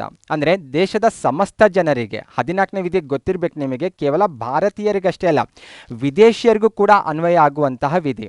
ಭಾರತದ ಭೂಪ್ರದೇಶದಲ್ಲಿ ಯಾರನ್ನೂ ಕೂಡ ನಾವು ಕಾನೂನಿನ ಮುಂದೆ ಶ್ರೇಷ್ಠರು ಅಥವಾ ಕನಿಷ್ಠರು ಅಂತ ನಾವು ಪರಿಗಣಿಸಂಗಿಲ್ಲ, ಎಲ್ಲರೂ ಸರಿ ಸಮಾನರು ಅನ್ನೋದು. ಹಾಗಾಗಿ 14ನೇ ವಿಧಿಗೆ ನಾವು ಮೂಲ ನೋಡಿದ್ರೆ ಇದಕ್ಕೆ ಬ್ರಿಟನ್ನ ರೂಲ್ ಆಫ್ ಲಾ ಇದಕ್ಕೆ ಮೂಲ ಅಂತ ನಮಗೆ ಕಂಡು ಬರುತ್ತೆ. Specially AV. ಡೈಸಿ ಅವರ ರೂಲ್ ಆಫ್ ಲಾ ಏನು ಬ್ರಿಟನ್ನಲ್ಲಿ ಬಳಕೆಯಲ್ಲಿದೆ ಅಲ್ವಾ, ಅದನ್ನು ಆಧರಿಸಿ ಈ ಪದ ಇಲ್ಲಿ ನಾವು ಅಳವಡಿಸ್ಕೊಂಡಿರೋದನ್ನು ನಾವು ಕಾಣ್ತೇವೆ. ಅದರ ಜೊತೆಗೆ ಇನ್ನೊಂದು ವಿಚಾರ ಕಾಣಿಸ್ತಾ ಇದೆ ಇಲ್ಲಿ, ಕಾನೂನಿನಡಿಯಲ್ಲಿ ಎಲ್ಲರೂ ಸರಿ ಸಮಾನರು ಅಥವಾ ಸಮಾನ ರಕ್ಷಕರು ಅನ್ನೋದು. ಕಾನೂನಿನಡಿಯಲ್ಲಿ ಎಲ್ಲರೂ ಸಮಾನ ರಕ್ಷಕರು ಅನ್ನೋದು USA ಸಂವಿಧಾನದಿಂದ ಎರವಲು ಪಡೆಯಲಾಗಿದೆ. ಹಾಗಾಗಿ 14ನೇ ವಿಧಿ ಈ ಪ್ರಶ್ನೆಗೆ ಹೆಚ್ಚು ಸೂಟೇಬಲ್ ಆನ್ಸರ್ ಅಂತ ಐಡೆಂಟಿಫೈ ಮಾಡ್ಬೋದಾಗಿದೆ. ಓಕೆ, ನೆಕ್ಸ್ಟ್ 7ನೇ ಪ್ರಶ್ನೆಗೆ ಹೋಗೋದಾದರೆ, ರಾಜ್ಯ ನೀತಿ ನಿರ್ದೇಶಕ ತತ್ವಗಳು ಸಂವಿಧಾನದ ಯಾವ ಭಾಗದಲ್ಲಿವೆ ಅಂತ ಪ್ರಶ್ನೆ ಇರೋದು. 3ನೇ ಭಾಗ, 2ನೇ ಭಾಗ, 5ನೇ ಭಾಗ, 4ನೇ ಭಾಗ ಅಂತ ಪ್ರಶ್ನೆ ಇರೋದು. ಇದಕ್ಕೆ ಸರಿಯಾದ ಉತ್ತರ 4ನೇ ಭಾಗ ಆಗಿದೆ. ಭಾರತ ಸಂವಿಧಾನದ 4ನೇ ಭಾಗ ರಾಜ್ಯ ನೀತಿ ನಿರ್ದೇಶಕ ತತ್ವಗಳಿಗೆ ರಿಲೇಟೆಡ್ ಆಗಿರೋದು. ಓಕೆ, ರಾಜ್ಯ ನೀತಿ ನಿರ್ದೇಶಕ ತತ್ವಗಳ ಬಗ್ಗೆ ನಾವು ನೋಡ್ತಾ ಹೋದರೆ ಈ ಭಾಗದಲ್ಲಿರುವಂತಹ 36ರಿಂದ 51ರವರೆಗಿನ ವಿಧಿಗಳು ಈ ರಾಜ್ಯ ನೀತಿ ನಿರ್ದೇಶಕ ತತ್ವಗಳಿಗೆ ರಿಲೇಟೆಡ್ ಆಗಿ ಎಕ್ಸ್ಪ್ಲೇನ್ ಮಾಡ್ತಾ ಹೋಗ್ತವೆ. ಓಕೆ, DPSPಗಳ ಮುಖ್ಯ ಉದ್ದೇಶ ಏನಂತ ನೋಡ್ತಾ ಹೋದರೆ, ಭಾರತವನ್ನು ಕಲ್ಯಾಣ ರಾಜ್ಯವನ್ನಾಗಿ ಅಥವಾ ಸುಖಿ ರಾಜ್ಯವನ್ನಾಗಿ ಅಥವಾ ರಾಮರಾಜ್ಯವನ್ನಾಗಿ, ಏನೋ ವೆಲ್ಫೇರ್ ಸ್ಟೇಟ್ ಅಂತ ಹೇಳ್ತೇವಲ್ಲ, ಭಾರತವನ್ನು ಒಂದು ವೆಲ್ಫೇರ್ ಸ್ಟೇಟನ್ನಾಗಿ ಮಾರ್ಪಡಿಸುವುದು ಈ ರಾಜ್ಯ ನೀತಿ ನಿರ್ದೇಶಕ ತತ್ವಗಳ ಬಹುಮುಖ್ಯ ಉದ್ದೇಶ ಆಗಿದೆ. ಆದರೆ 37ನೇ ವಿಧಿಯನ್ನು ಕೂಡ ನಾವು ಇಲ್ಲಿ ಬಹಳ ವಿಶೇಷವಾಗಿ ಪರಿಗಣಿಸಬೇಕು. ಏನಂದರೆ, ರಾಜ್ಯ ನೀತಿ ನಿರ್ದೇಶಕ ತತ್ವಗಳನ್ನೇನಾದರೂ ಸರ್ಕಾರ ಅನುಷ್ಠಾನಕ್ಕೆ ತರಲಿಲ್ಲ ಅಥವಾ ರಾಜ್ಯ ನೀತಿ ನಿರ್ದೇಶಕ ತತ್ವಗಳ ಬಗ್ಗೆ ಯಾವುದಾದ್ರೂ ಕಾರ್ಯಕ್ರಮವನ್ನು ಅನುಷ್ಠಾನಕ್ಕೆ ತರಲಿಲ್ಲ ಅಂದರೆ ನಾವು ಅದನ್ನು ಯಾವುದೇ ಕಾರಣಕ್ಕೂ ನ್ಯಾಯಾಲಯದಲ್ಲಿ ಪ್ರಶ್ನೆ ಮಾಡೋಂಗಿಲ್ಲ. ಯಾವ ರೀತಿ ನಾವು ಫಂಡಮೆಂಟಲ್ ರೈಟ್ಸ್ ಅಂತ ಬಂದಾಗ ಅದರ ಉಲ್ಲಂಘನೆ ಆದರೆ ಅಥವಾ ಅದರ ಸರಿಯಾದ ಅನುಷ್ಠಾನ ಆಗಲಿಲ್ಲ ಅಂದರೆ ನಾವೇ ನ್ಯಾಯಾಲಯದಲ್ಲಿ ಪ್ರಶ್ನೆ ಮಾಡ್ತೇವಲ್ಲ, ಆ ರೀತಿ ರಾಜ್ಯ ನೀತಿ ನಿರ್ದೇಶಕ ತತ್ವಗಳಿಗೆ ರಿಲೇಟೆಡ್ ಆಗಿ ನಾವು ಅವುಗಳ ಅನುಷ್ಠಾನವನ್ನು ಕೋರಿ ನಾವು ಕೋರ್ಟಲ್ಲಿ ಪ್ರಶ್ನೆ ಮಾಡೋ ಹಾಗಿಲ್ಲ. ಹಾಗಾಗಿ 37ನೇ ವಿಧಿ ಕಾಂಪಿಟೇಟಿವ್ ಎಕ್ಸಾಮ್ ಪರ್ಪೋಸಿಂದ ಹೆಚ್ಚು ಇಂಪಾರ್ಟೆಂಟ್ ಆಗಿದೆ. ಓಕೆ ಫ್ರೆಂಡ್ಸ್, ಇನ್ನೂ ಸ್ವಲ್ಪ ಕೆಲವೊಂದು ಪಾಯಿಂಟ್ಸ್ ಕ್ಲಿಯರ್ ಮಾಡ್ಕೊಳ್ಳೋಣ. ರಾಜ್ಯ ನೀತಿ ನಿರ್ದೇಶಕ ತತ್ವಗಳ ಬಹುಮುಖ್ಯ ಉದ್ದೇಶ ನೋಡೋದಾದರೆ ಭಾರತದಲ್ಲಿ ಸಾಮಾಜಿಕ ಮತ್ತು ಆರ್ಥಿಕ ಪ್ರಜಾಪ್ರಭುತ್ವವನ್ನು ಅನುಷ್ಠಾನಕ್ಕೆ ತರೋದಾಗಿದೆ. ಇಲ್ಲಿ ಈ ಭಾಗದಲ್ಲಿ ನಾವು ಮಹಾತ್ಮ ಗಾಂಧೀಜಿಯವರ ವಿಚಾರಗಳನ್ನು ಸಹ ಕಾಣ್ತೇವೆ. ಸಾಕಷ್ಟು ಎಕ್ಸಾಮಲ್ಲಿ ಕೇಳಿದ್ದಾರೆ. ಭಾರತ ಸಂವಿಧಾನದ ಯಾವ ಭಾಗದಲ್ಲಿ ನಾವು ಗಾಂಧೀಜಿಯವರ ವಿಚಾರವನ್ನು ಕಾಣ್ಬೋದು ಅಂತ. ಹಾಗಾಗಿ ಇದನ್ನು ಕೂಡ ನಾವು ಕಾಂಪಿಟೇಟಿವ್ ಎಕ್ಸಾಮಿಂದ ಇಂಪಾರ್ಟೆಂಟ್ ಅಂತ ಫೈಂಡ್ ಔಟ್ ಮಾಡೋದು. ಅಷ್ಟೇ ಅಲ್ಲ, ರಾಜ್ಯ ನೀತಿ ನಿರ್ದೇಶಕ ತತ್ವಗಳನ್ನು ಐರಿಷ್ ಸಂವಿಧಾನದಿಂದ ಎರವಲು ಪಡೆಯಲಾಗಿದೆ. ಅದರ ಜೊತೆಗೆ ರಾಜ್ಯ ನೀತಿ ನಿರ್ದೇಶಕ ತತ್ವಗಳು ಯಾವುದಕ್ಕೆ ಹೋಲಿಕೆ ಆಗ್ತಾವಂತ ನಾವು ನೋಡ್ತಾ ಹೋದರೆ 1935ರಲ್ಲಿ ಏನು ಬ್ರಿಟಿಷರು ಜಾರಿಗೆ ತಂದ್ರಲ್ಲ ಭಾರತ ಸರ್ಕಾರ ಕಾಯ್ದೆ ಅನ್ನುವಂಥ ಹೆಸರಲ್ಲಿ, ಆ ಕಾಯ್ದೆಯಲ್ಲಿರುವಂತಹ ಇನ್ಸ್ಟ್ರೂಮೆಂಟ್ ಆಫ್ ಇನ್ಸ್ಟ್ರಕ್ಷನ್ಸ್ಗೆ ಹೋಲಿಕೆ ಆಗೋದನ್ನು ಕಂಡುಬರುತ್ತೆ. ಅದರ ಜೊತೆಗೆ ಡಾಕ್ಟರ್ BR ಅಂಬೇಡ್ಕರ್ ಅವರು ರಾಜ್ಯ ನೀತಿ ನಿರ್ದೇಶಕ ತತ್ವಗಳಿಗೆ novel features of the Indian constitution ಅಂತ ಕೂಡ ಕರೆದಿದ್ದಾರೆ. ಇದಿಷ್ಟಕ್ಕೆ ರಿಲೇಟೆಡ್ ಆಗಿ ಬೇಸಿಕ್ ಪಾಯಿಂಟ್ಸ್ ನಿಮಗೆ ಕ್ಲಿಯರ್ ಆಗಿರಬೇಕು. ಇದರ ಜೊತೆಗೆ ರಾಜ್ಯ ನೀತಿ ನಿರ್ದೇಶಕ ತತ್ವಗಳನ್ನು ನಾವು ಪ್ರಮುಖವಾಗಿ 3 ಭಾಗಗಳಲ್ಲಿ ಡಿವೈಡ್ ಮಾಡ್ಬೋದು. ಇದರಲ್ಲಿ ನಾವು ಸಮಾಜವಾದಿ ತತ್ವಗಳನ್ನು ಕಾಣ್ತೇವೆ, ಕೆಲವೊಂದು ಉದಾರವಾದಿ ತತ್ವಗಳನ್ನು ಕಾಣ್ತೇವೆ, ಇನ್ನು ಕೆಲವೊಂದು ಗಾಂಧಿ ತತ್ವಗಳನ್ನು ಕೂಡ ನಾವಿಲ್ಲಿ ಕಾಣ್ತೇವೆ. ಅಂದರೆ ಭಾರತವನ್ನು ಒಂದು ವೆಲ್ಫೇರ್ ಸ್ಟೇಟಾಗಿ ಮಾಡಬೇಕಾದ್ರೆ ಇಲ್ಲಿ ಸಮಾಜವಾದ ಅನುಷ್ಠಾನಕ್ಕೆ ಬರಬೇಕು, ಉದಾರವಾದ ವಿಚಾರಗಳ ಅನುಷ್ಠಾನಕ್ಕೆ ಬರಬೇಕು, ಅದ್ರ ಜೊತೆಗೆ ಕೆಲವೊಂದು ಗಾಂಧಿಯವರ ತತ್ವಗಳು ಕೂಡ ಅನುಷ್ಠಾನಕ್ಕೆ ತರಬೇಕಾಗಿದೆ. ಹಾಗಾಗಿ ಈ 3 ತತ್ವಗಳನ್ನು ನಾವಿಲ್ಲಿ ಕಾಣ್ಬೋದು. ಇದಕ್ಕೆ ರಿಲೇಟೆಡ್ ಆಗಿ ಕ್ವಶನ್ ಫ್ರೇಮ್ ಆದಾಗ ಅಲ್ಲಿ ಈ ವಿಚಾರಗಳ ಬಗ್ಗೆ ಮತ್ತೆ ಚರ್ಚೆ ಮಾಡ್ತಾ ಹೋಗೋಣ. ನೆಕ್ಸ್ಟ್ 8ನೇ ಪ್ರಶ್ನೆಗೆ ಹೋಗೋದಾದರೆ ರಾಷ್ಟ್ರಪತಿ ಆಗಲು ಇರಬೇಕಾದಂತಹ ಕನಿಷ್ಠ ವಯೋಮಿತಿ ಎಷ್ಟು ಅಂತ ಪ್ರಶ್ನೆ ಇರೋದು. 30, 35, 40 ಮತ್ತು 25 ಅಂತ 4 ಆಪ್ಷನ್ಸ್ ಕೊಟ್ಟಿದ್ದಾರೆ. ಎಲ್ಲರೂ ಗೆಸ್ ಮಾಡುವ ಹಾಗೆ ಇದಕ್ಕೆ ಸರಿಯಾದ ಉತ್ತರ 35 ಆಗಿದೆ. ಅಂದರೆ ರಾಷ್ಟ್ರಪತಿ ಹುದ್ದೆಗೆ ನಾವು ನೇಮಕ ಆಗಬೇಕಾದ್ರೆ ಕನಿಷ್ಠ ನಮಗೆ 35 ವರ್ಷ ವಯಸ್ಸಾಗಿರಲೇಬೇಕು. ಹಾಗಾದರೆ ಕೆಲ ಪ್ರಮುಖ ಹುದ್ದೆಗಳು ಮತ್ತು ಆ ಹುದ್ದೆಗೆ ನಿಗದಿಪಡಿಸಿರುವಂತಹ ವಯೋಮಿತಿ ಬಗ್ಗೆ ನಮಗೆ ಬೇಸಿಕ್ ಐಡಿಯಾ ಇರಬೇಕು. ಸ್ಪೆಷಲಿ ರಾಷ್ಟ್ರಪತಿ, ಉಪರಾಷ್ಟ್ರಪತಿ, ರಾಜ್ಯಪಾಲ ಈ 3 ಹುದ್ದೆಗಳಿಗೆ ಭಾರತ ಸಂವಿಧಾನ ನಿಗದಿಪಡಿಸಿರುವಂಥ ಕನಿಷ್ಠ ವಯಸ್ಸು ನೋಡೋದಾದರೆ 35. ಅಂದರೆ 35 ವರ್ಷ ವಯಸ್ಸು ಆಗಿರಲೇಬೇಕು ಕನಿಷ್ಠ. ಅದರ ಜೊತೆಗೆ ಲೋಕಸಭಾ ಸದಸ್ಯನಾಗಬೇಕಾದ್ರೆ ಅಥವಾ ವಿಧಾನಸಭಾ ಸದಸ್ಯನಾಗಬೇಕಾದ್ರೆ ಆ ಚುನಾವಣೆಯಲ್ಲಿ ಸ್ಪರ್ಧೆ ಮಾಡಬೇಕಾದ್ರೆ ಕನಿಷ್ಠ ಎಷ್ಟು ವಯಸ್ಸಾಗಿರ್ಬೇಕಂತ ನೋಡ್ತಾ ಹೋದರೆ ಅಂತಹ ಹುದ್ದೆಗೆ ಹೋಗಬೇಕಾದ್ರೆ 25 ವರ್ಷ ವಯಸ್ಸಾಗಿರಬೇಕು. ಇನ್ನು ರಾಜ್ಯಸಭಾ ಮತ್ತು ವಿಧಾನ ಪರಿಷತ್ ಸದಸ್ಯನಾಗಬೇಕಾದ್ರೆ ಕನಿಷ್ಠ 30 ವರ್ಷ ವಯಸ್ಸಾಗಿರಲೇಬೇಕು. ಇದರ ಜೊತೆಗೆ ಇನ್ನೊಂದು ಇಂಟ್ರೆಸ್ಟಿಂಗ್ ಪಾಯಿಂಟ್ ಕ್ಲಿಯರ್ ಆಗಬೇಕು. ಏನಂದರೆ ಪ್ರಧಾನಮಂತ್ರಿ ಆಗಲಿಕ್ಕೆ ಅಥವಾ ಮುಖ್ಯಮಂತ್ರಿ ಆಗಲಿಕ್ಕೆ ಅಥವಾ ಕೇಂದ್ರ ಸರ್ಕಾರ ಅಥವಾ ರಾಜ್ಯ ಸರ್ಕಾರದಲ್ಲಿ ಮಂತ್ರಿ ಆಗಲಿಕ್ಕೆ ಎಷ್ಟು ವಯಸ್ಸಾಗಿರಬೇಕು, ಕನಿಷ್ಠ ಎಷ್ಟು ವರ್ಷ ವಯಸ್ಸಾಗಿರಬೇಕು ಅಂತ ನೋಡ್ತಾ ಹೋದರೆ ಭಾರತ ಸಂವಿಧಾನದಲ್ಲಿ ಈ 3 ಹುದ್ದೆಗಳಿಗೆ ಯಾವುದೇ ವಯಸ್ಸನ್ನು ನಿಗದಿಪಡಿಸಿಲ್ಲ. ಆದರೆ ಕನಿಷ್ಠ ಎಷ್ಟಾಗಿರ್ಬೇಕಂತ ನಾವು ವಿಚಾರ ಮಾಡ್ತಾ ಹೋದರೆ ಕನಿಷ್ಠ 25 ವರ್ಷ ವಯಸ್ಸಾಗಿರಲೇಬೇಕು. ಯಾಕೆಂದರೆ ಮುಖ್ಯಮಂತ್ರಿ ಆಗುವಂಥ ವ್ಯಕ್ತಿ ಆಗಿರ್ಬೋದು, ಪ್ರಧಾನಮಂತ್ರಿ ಆಗುವಂಥ ವ್ಯಕ್ತಿ ಆಗಿರ್ಬೋದು ಅಥವಾ ಮಂತ್ರಿ ಆಗುವಂತಹ ವ್ಯಕ್ತಿ ಯಾವುದೇ ಸದನದ ಸದಸ್ಯನಾಗಿಲ್ಲದೇ ಇದ್ರೂ ಕೂಡ ಹುದ್ದೆಗೆ ಆತ ಪ್ರಮಾಣವಚನ ಸ್ವೀಕರಿಸ್ಬೋದು. ಆದರೆ 6 ತಿಂಗಳ ಒಳಗೆ ಆತ ಯಾವುದಾದ್ರೂ ಒಂದು ಸದನದ ಸದಸ್ಯತ್ವ ಪಡಿಲೇಬೇಕು. ಪ್ರಧಾನಮಂತ್ರಿ ಆಗಿದ್ದರೆ ಕೇಂದ್ರ ಶಾಸಕಾಂಗದಲ್ಲಿ ಯಾವುದಾದ್ರೂ ಒಂದು ಸದನದ ಸದಸ್ಯತ್ವವನ್ನು ಪಡಿಲೇಬೇಕು. ಇನ್ನು ರಾಜ್ಯದಲ್ಲಿ ಬಂದರೆ ಇಲ್ಲಿ ಕೂಡ ಅಷ್ಟೇ, ವಿಧಾನಸಭಾ ಸದಸ್ಯತ್ವ ಆದರೂ ಪಡಿಬೇಕು, ವಿಧಾನ ಪರಿಷತ್ ಅಸ್ತಿತ್ವದಲ್ಲಿದ್ದರೆ ಅದರ ಸದಸ್ಯತ್ವ ಆದರೂ ಪಡಿಲೇಬೇಕು. ಈ 2 ಸದನಗಳು ಹೋಲಿಕೆ ಮಾಡಿದಾಗ ಕೆಳಮನೆಗೆ ಸದಸ್ಯನಾಗಲಿಕ್ಕೆ ನಿಗದಿಪಡಿಸಿರುವಂಥ ವಯಸ್ಸು ಕಡಿಮೆ ಆಗಿರೋದ್ರಿಂದ, ಅಂದರೆ 25 ವರ್ಷ ವಯಸ್ಸಾಗಿರೋದ್ರಿಂದ ಕನಿಷ್ಠ 25 ವರ್ಷ ವಯಸ್ಸು ಆಗಿರಲೇಬೇಕಂತ ನಾವಿಲ್ಲಿ ಸ್ಪಷ್ಟಪಡಿಸ್ಬೋದು. ನೆಕ್ಸ್ಟ್ 9ನೇ ಪ್ರಶ್ನೆಗೆ ಹೋಗೋದಾದರೆ ಸಂಸತ್ತಿನ ಜಂಟಿ ಅಧಿವೇಶನದ ಅಧ್ಯಕ್ಷತೆ ಯಾರು ವಹಿಸ್ತಾರೆ ಅಂತ ಪ್ರಶ್ನೆ ಇರೋದು. ರಾಷ್ಟ್ರಪತಿನ, ಪ್ರಧಾನಮಂತ್ರಿನ, ಲೋಕಸಭಾ ಸ್ಪೀಕರ್ ಅಥವಾ ರಾಜ್ಯಸಭಾ ಅಧ್ಯಕ್ಷರಂತ ಆಪ್ಷನ್ಸ್ ಆಗಿ 4 ಆಯ್ಕೆಗಳನ್ನು ಕೊಟ್ಟಿದ್ದಾರೆ. ಇದಕ್ಕೆ ಸರಿಯಾದ ಉತ್ತರ ಲೋಕಸಭಾ ಸ್ಪೀಕರ್ ಆಗಿದ್ದಾರೆ. ಬನ್ನಿ ಜಂಟಿ ಅಧಿವೇಶನಕ್ಕೆ ರಿಲೇಟೆಡ್ ಆಗಿ ಕೆಲವೊಂದು ಬೇಸಿಕ್ ಪಾಯಿಂಟ್ಸ್ ಬಗ್ಗೆ ನೋಡ್ತಾ ಹೋದರೆ ಜಂಟಿ ಅಧಿವೇಶನಕ್ಕೆ ಅವಕಾಶ ಮಾಡಿಕೊಟ್ಟಂಥ ಸಂವಿಧಾನದ ವಿಧಿ ಯಾವುದನ್ನೋದು ಸ್ಪಷ್ಟವಾಗಿರಬೇಕು. ಭಾರತ ಸಂವಿಧಾನದ 108ನೇ ವಿಧಿ ಇದಕ್ಕೆ ಅವಕಾಶ ಕಲ್ಪಿಸಿಕೊಟ್ಟಿದೆ. ಓಕೆ, ಎಲ್ಲಿಂದ ಈ ಕಾನ್ಸೆಪ್ಟನ್ನು ಎರವಲು ಪಡೆಯಲಾಗಿದೆ ಅಂತ ಕೇಳಿದ್ರೆ ಇದನ್ನು ಆಸ್ಟ್ರೇಲಿಯಾದಿಂದ ಇದನ್ನು ಎರವಲು ಪಡೆದಿದ್ದು. ಯಾರು ಕರೆಯೋದು ಜಂಟಿ ಅಧಿವೇಶನ ಅಂತ ನೋಡೋದಾದರೆ ಭಾರತದ ರಾಷ್ಟ್ರಪತಿಗಳು ಜಂಟಿ ಅಧಿವೇಶನ ಕರೀತಾರೆ. ಜಂಟಿ ಅಧಿವೇಶನ ಉದ್ದೇಶಿಸಿ ಕೂಡ ಅವರೇ ಭಾಷಣವನ್ನು ಮಾಡ್ತಾರೆ. ಆದರೆ ಜಂಟಿ ಅಧಿವೇಶನದ ಅಧ್ಯಕ್ಷತೆ ವಹಿಸ್ಕೊಳ್ಳೋರು ಮಾತ್ರ ಲೋಕಸಭಾ ಸ್ಪೀಕರ್ ಆಗಿರ್ತಾರೆ. ಒಂದು ವೇಳೆ ಲೋಕಸಭಾ ಸ್ಪೀಕರ್ ಏನಾದರೂ ಅನುಪಸ್ಥಿತಿ ಇದ್ದರೆ ಅಥವಾ ಅವರ ಹುದ್ದೆ ತೆರವಾಗಿದ್ದರೆ ಅಂಥ ಸಂದರ್ಭದಲ್ಲಿ ಯಾರು ಈ ಜಂಟಿ ಅಧಿವೇಶನದ ಅಧ್ಯಕ್ಷತೆ ವಹಿಸ್ಕೊಳ್ತಾರೆ ಅಂತ ನೋಡ್ತಾ ಹೋದರೆ ಅಂಥ ಸಂದರ್ಭದಲ್ಲಿ ಲೋಕಸಭೆಯ ಡೆಪ್ಟಿ ಸ್ಪೀಕರ್ ಅವರು ಈ ಜಂಟಿ ಅಧಿವೇಶನದ ಅಧ್ಯಕ್ಷತೆಯನ್ನು ವಹಿಸ್ಕೊಂಡಿರ್ತಾರೆ. ಒಂದು ವೇಳೆ ಈ ಎರಡೂ ಹುದ್ದೆಗಳು ತೆರವಾಗಿದ್ದರೆ ಅಥವಾ ಅವರು ಆ ಎರಡೂ ಹುದ್ದೆಯಲ್ಲಿ ಕಾರ್ಯನಿರ್ವಹಿಸುವಂಥ ವ್ಯಕ್ತಿಗಳು ಅನುಪಸ್ಥಿತಿ ಆಗಿದ್ದರೆ ಅಂಥ ಸಂದರ್ಭದಲ್ಲಿ ಯಾರು ಈ ಜಂಟಿ ಅಧಿವೇಶನದ ಅಧ್ಯಕ್ಷತೆ ವಹಿಸ್ಕೊಳ್ತಾರೆ ಅಂತ ನೋಡ್ತಾ ಹೋದರೆ ರಾಜ್ಯಸಭೆಯ ಉಪಸಭಾಪತಿಯವರು ಇದರ ಅಧ್ಯಕ್ಷತೆಯನ್ನು ವಹಿಸ್ಕೊಳ್ತಾರೆ.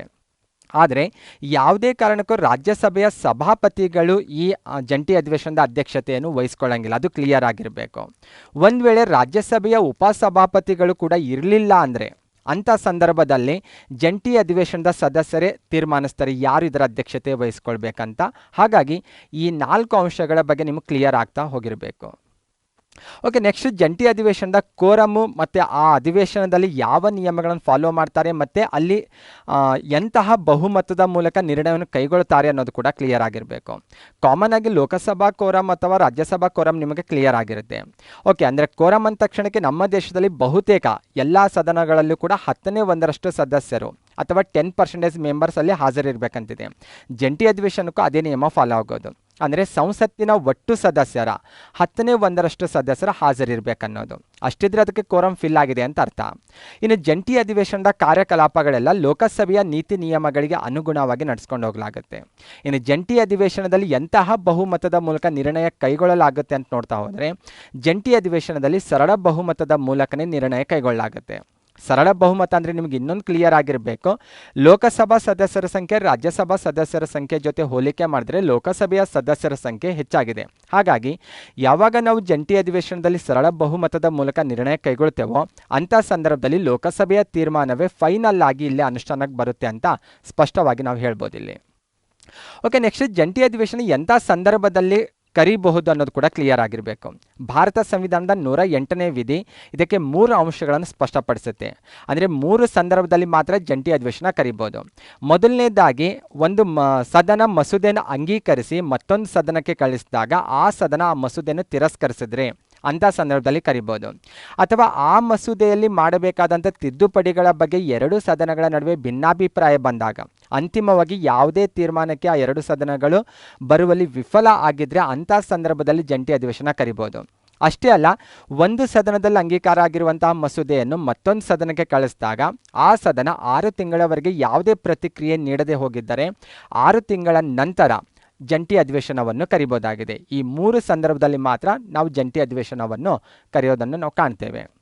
ಹಾಗಾದರೆ ಎಂತಹ ಸಂದರ್ಭದಲ್ಲಿ ಇದನ್ನು ಕರೆಯೋ ಹಾಗಿಲ್ಲ ಅದನ್ನು ಕೂಡ ಕ್ಲಿಯರ್ ಆಗಿರಬೇಕು. ಸ್ಪೆಷಲಿ 2 ಮಸೂದೆಗಳಿಗೆ ಜಂಟಿ ಅಧಿವೇಶನ ಕರೆಯೋ ಹಾಗಿಲ್ಲ. ಮೊದಲನೇದಾಗಿ ಸಂವಿಧಾನ ತಿದ್ದುಪಡಿ ಮಸೂದೆಗೆ ರಿಲೇಟೆಡ್ ಆಗಿರುವಂತಹ ಏನೋ ಮಸೂದೆಯನ್ನು ಮಂಡಿಸ್ತಾರಲ್ಲ, ಆ ಮಸೂದೆಗೆ ರಿಲೇಟೆಡ್ ಆಗಿ 2 ಸದನಗಳ ನಡುವೆ ಭಿನ್ನಾಭಿಪ್ರಾಯ ಬಂದರೂ ಕೂಡ ನಾವು ಕರೆಯಂಗಿಲ್ಲ. ಯಾಕೆಂದರೆ ಸಂವಿಧಾನ ತಿದ್ದುಪಡಿ ಮಸೂದೆ 2 ಸದನಗಳಲ್ಲಿ ಪ್ರತ್ಯೇಕವಾಗಿ ಅಂಗೀಕರಿಸೋದು ಕಡ್ಡಾಯವಾಗಿದೆ. ಹಾಗಾಗಿ ಸಂವಿಧಾನ ತಿದ್ದುಪಡಿ ಮಸೂದೆಗೆ ರಿಲೇಟೆಡ್ ಆಗಿ ಜಂಟಿ ಅಧಿವೇಶನ ಕರೆಯೋ ಹಾಗಿಲ್ಲ. ಅದರ ಜೊತೆಗೆ ಮನಿ ಬಿಲ್ಗೆ ರಿಲೇಟೆಡ್ ಆಗಿ ಕೂಡ ಜಂಟಿ ಅಧಿವೇಶನ ಕರೆಯೋ ಹಾಗಿಲ್ಲ. ಯಾಕೆಂದರೆ ಮನಿ ಬಿಲ್ನಲ್ಲಿ ಲೋಕಸಭಾ ತೀರ್ಮಾನವೇ ಬಹುತೇಕ ಅಂತಿಮ ಆಗೋದ್ರಿಂದ ಇಲ್ಲಿ ಕೂಡ ಜಂಟಿ ಅಧಿವೇಶನಕ್ಕೆ ಅವಕಾಶ ಇಲ್ಲ. ಇದರ ಜೊತೆಗೆ ಇನ್ನೊಂದು ಪಾಯಿಂಟ್ಸ್ ಕ್ಲಿಯರ್ ಆಗಿರಬೇಕು. ಕೇಂದ್ರ ಶಾಸಕಾಂಗದಲ್ಲಿ ಮಾತ್ರ ನಾವು ಜಂಟಿ ಅಧಿವೇಶನ ಕಾಣ್ತೇವೆ, ರಾಜ್ಯ ಶಾಸಕಾಂಗದಲ್ಲಿ ಜಂಟಿ ಅಧಿವೇಶನ ಕರೀಲಿಕ್ಕೆ ಅವಕಾಶ ಇಲ್ಲ. ಇದನ್ನು ಕೂಡ ನೀವು ಪರಿಗಣಿಸಬೇಕಿಲ್ಲಿ. ಓಕೆ, ಹಾಗಾದರೆ ಇಲ್ಲಿವರೆಗೂ ಭಾರತದ ರಾಜಕೀಯ ಇತಿಹಾಸದಲ್ಲಿ ನೋಡೋದಾದರೆ ಒಟ್ಟು ಎಷ್ಟು ಬಾರಿ ಜಂಟಿ ಅಧಿವೇಶನ ಕರೆಯಲಾಗಿದೆ ಅಂತ ನೋಡಿದ್ರೆ ಇಲ್ಲಿವರೆಗೂ ಕೇವಲ 3 ಬಾರಿ ಮಾತ್ರ ಜಂಟಿ ಅಧಿವೇಶನ ಕರೆಯಲಾಗಿದೆ. ಮೊದಲನೇದಾಗಿ 1960ರಲ್ಲಿ ಡೌರಿ ಪ್ರಾಹಿಬಿಷನ್ ಬಿಲ್ಗೆ ರಿಲೇಟೆಡ್ ಆಗಿ ಕರೆಯಲಾಗಿತ್ತು. 1977ರಲ್ಲಿ ಬ್ಯಾಂಕಿಂಗ್ ಸರ್ವಿಸ್ ಕಮಿಷನ್ಗೆ ರಿಲೇಟೆಡ್ ಆಗಿರುವಂಥ ಮಸೂದೆಗೆ ಈ ಜಂಟಿ ಅಧಿವೇಶನ ಕರೆಯಲಾಗಿತ್ತು. 2002ರಲ್ಲಿ ಪೋಟಾಗೆ ರಿಲೇಟೆಡ್ ಆಗಿ ಜಂಟಿ ಅಧಿವೇಶನ ಕರೆಯಲಾಗಿತ್ತು. ಒಟ್ಟು ಇಲ್ಲಿಯವರೆಗೆ 3 ಬಾರಿ ಮಾತ್ರ ಜಂಟಿ ಅಧಿವೇಶನ ಕರೆಯಲಾಗಿದೆ. ನೆಕ್ಸ್ಟ್ 10ನೇ ಪ್ರಶ್ನೆಗೆ ಹೋಗೋದಾದರೆ ಪೊಲೀಸ್ ಇಲಾಖೆ ಸಂವಿಧಾನದ ಯಾವ ಪಟ್ಟಿಗೆ ಸೇರುತ್ತದೆ ಅನ್ನೋದು ಪ್ರಶ್ನೆ ಇರೋದು. ಸ್ಪೆಷಲಿ PCPSI ಎಕ್ಸಾಮಲ್ಲಿ ಜಾಸ್ತಿ ಕ್ವಶನ್ ಫ್ರೇಮ್ ಆಗ್ತಾ ಇರ್ತವೆ. ಓಕೆ, ರಾಜ್ಯ ಪಟ್ಟಿ, ಕೇಂದ್ರ ಪಟ್ಟಿ, ಸಮವರ್ತಿ ಪಟ್ಟಿ ಮತ್ತು ಶೇಷ ಪಟ್ಟಿ ಅಂತ 4 ಆಪ್ಷನ್ಸ್ ಕೊಟ್ಟಿದ್ದಾರೆ. ಇದರಲ್ಲಿ ಸರಿಯಾದ ಉತ್ತರ ರಾಜ್ಯ ಪಟ್ಟಿ ಆಗಿರುತ್ತೆ. ಓಕೆ, ಭಾರತ ಸಂವಿಧಾನದ 7ನೇ ಅನುಸೂಚಿ ಬಗ್ಗೆ ನೀವು ಕ್ಲಿಯರ್ ಆಗಿ ಗೊತ್ತಿರಬೇಕು. ಭಾರತ ಸಂವಿಧಾನದ 7ನೇ ಅನುಸೂಚಿ ಶಾಸನೀಯ ಅಧಿಕಾರಗಳನ್ನು ಕೇಂದ್ರ ಮತ್ತು ರಾಜ್ಯ ಸರ್ಕಾರಗಳ ಮಧ್ಯದಲ್ಲಿ 3 ಪಟ್ಟಿಯಲ್ಲಿ ಹಂಚಿಕೆ ಮಾಡಿರೋದನ್ನು ನಾವು ಕಾಣ್ತೇವೆ. ಕೇಂದ್ರ ಪಟ್ಟಿ, ರಾಜ್ಯ ಪಟ್ಟಿ ಮತ್ತು ಸಮವರ್ತಿ ಪಟ್ಟಿ ಅಂತ. ಪ್ರಸ್ತುತ ಕೇಂದ್ರ ಪಟ್ಟಿಯಲ್ಲಿ 100 ವಿಷಯಗಳಿದ್ದಾವೆ, ರಾಜ್ಯ ಪಟ್ಟಿಯಲ್ಲಿ 61 ವಿಷಯಗಳಿದ್ದಾವೆ, ಸಮವರ್ತಿ ಪಟ್ಟಿಯಲ್ಲಿ 52 ವಿಷಯಗಳಿದ್ದಾವೆ ಪ್ರಸ್ತುತ ನೋಡೋದಾದರೆ.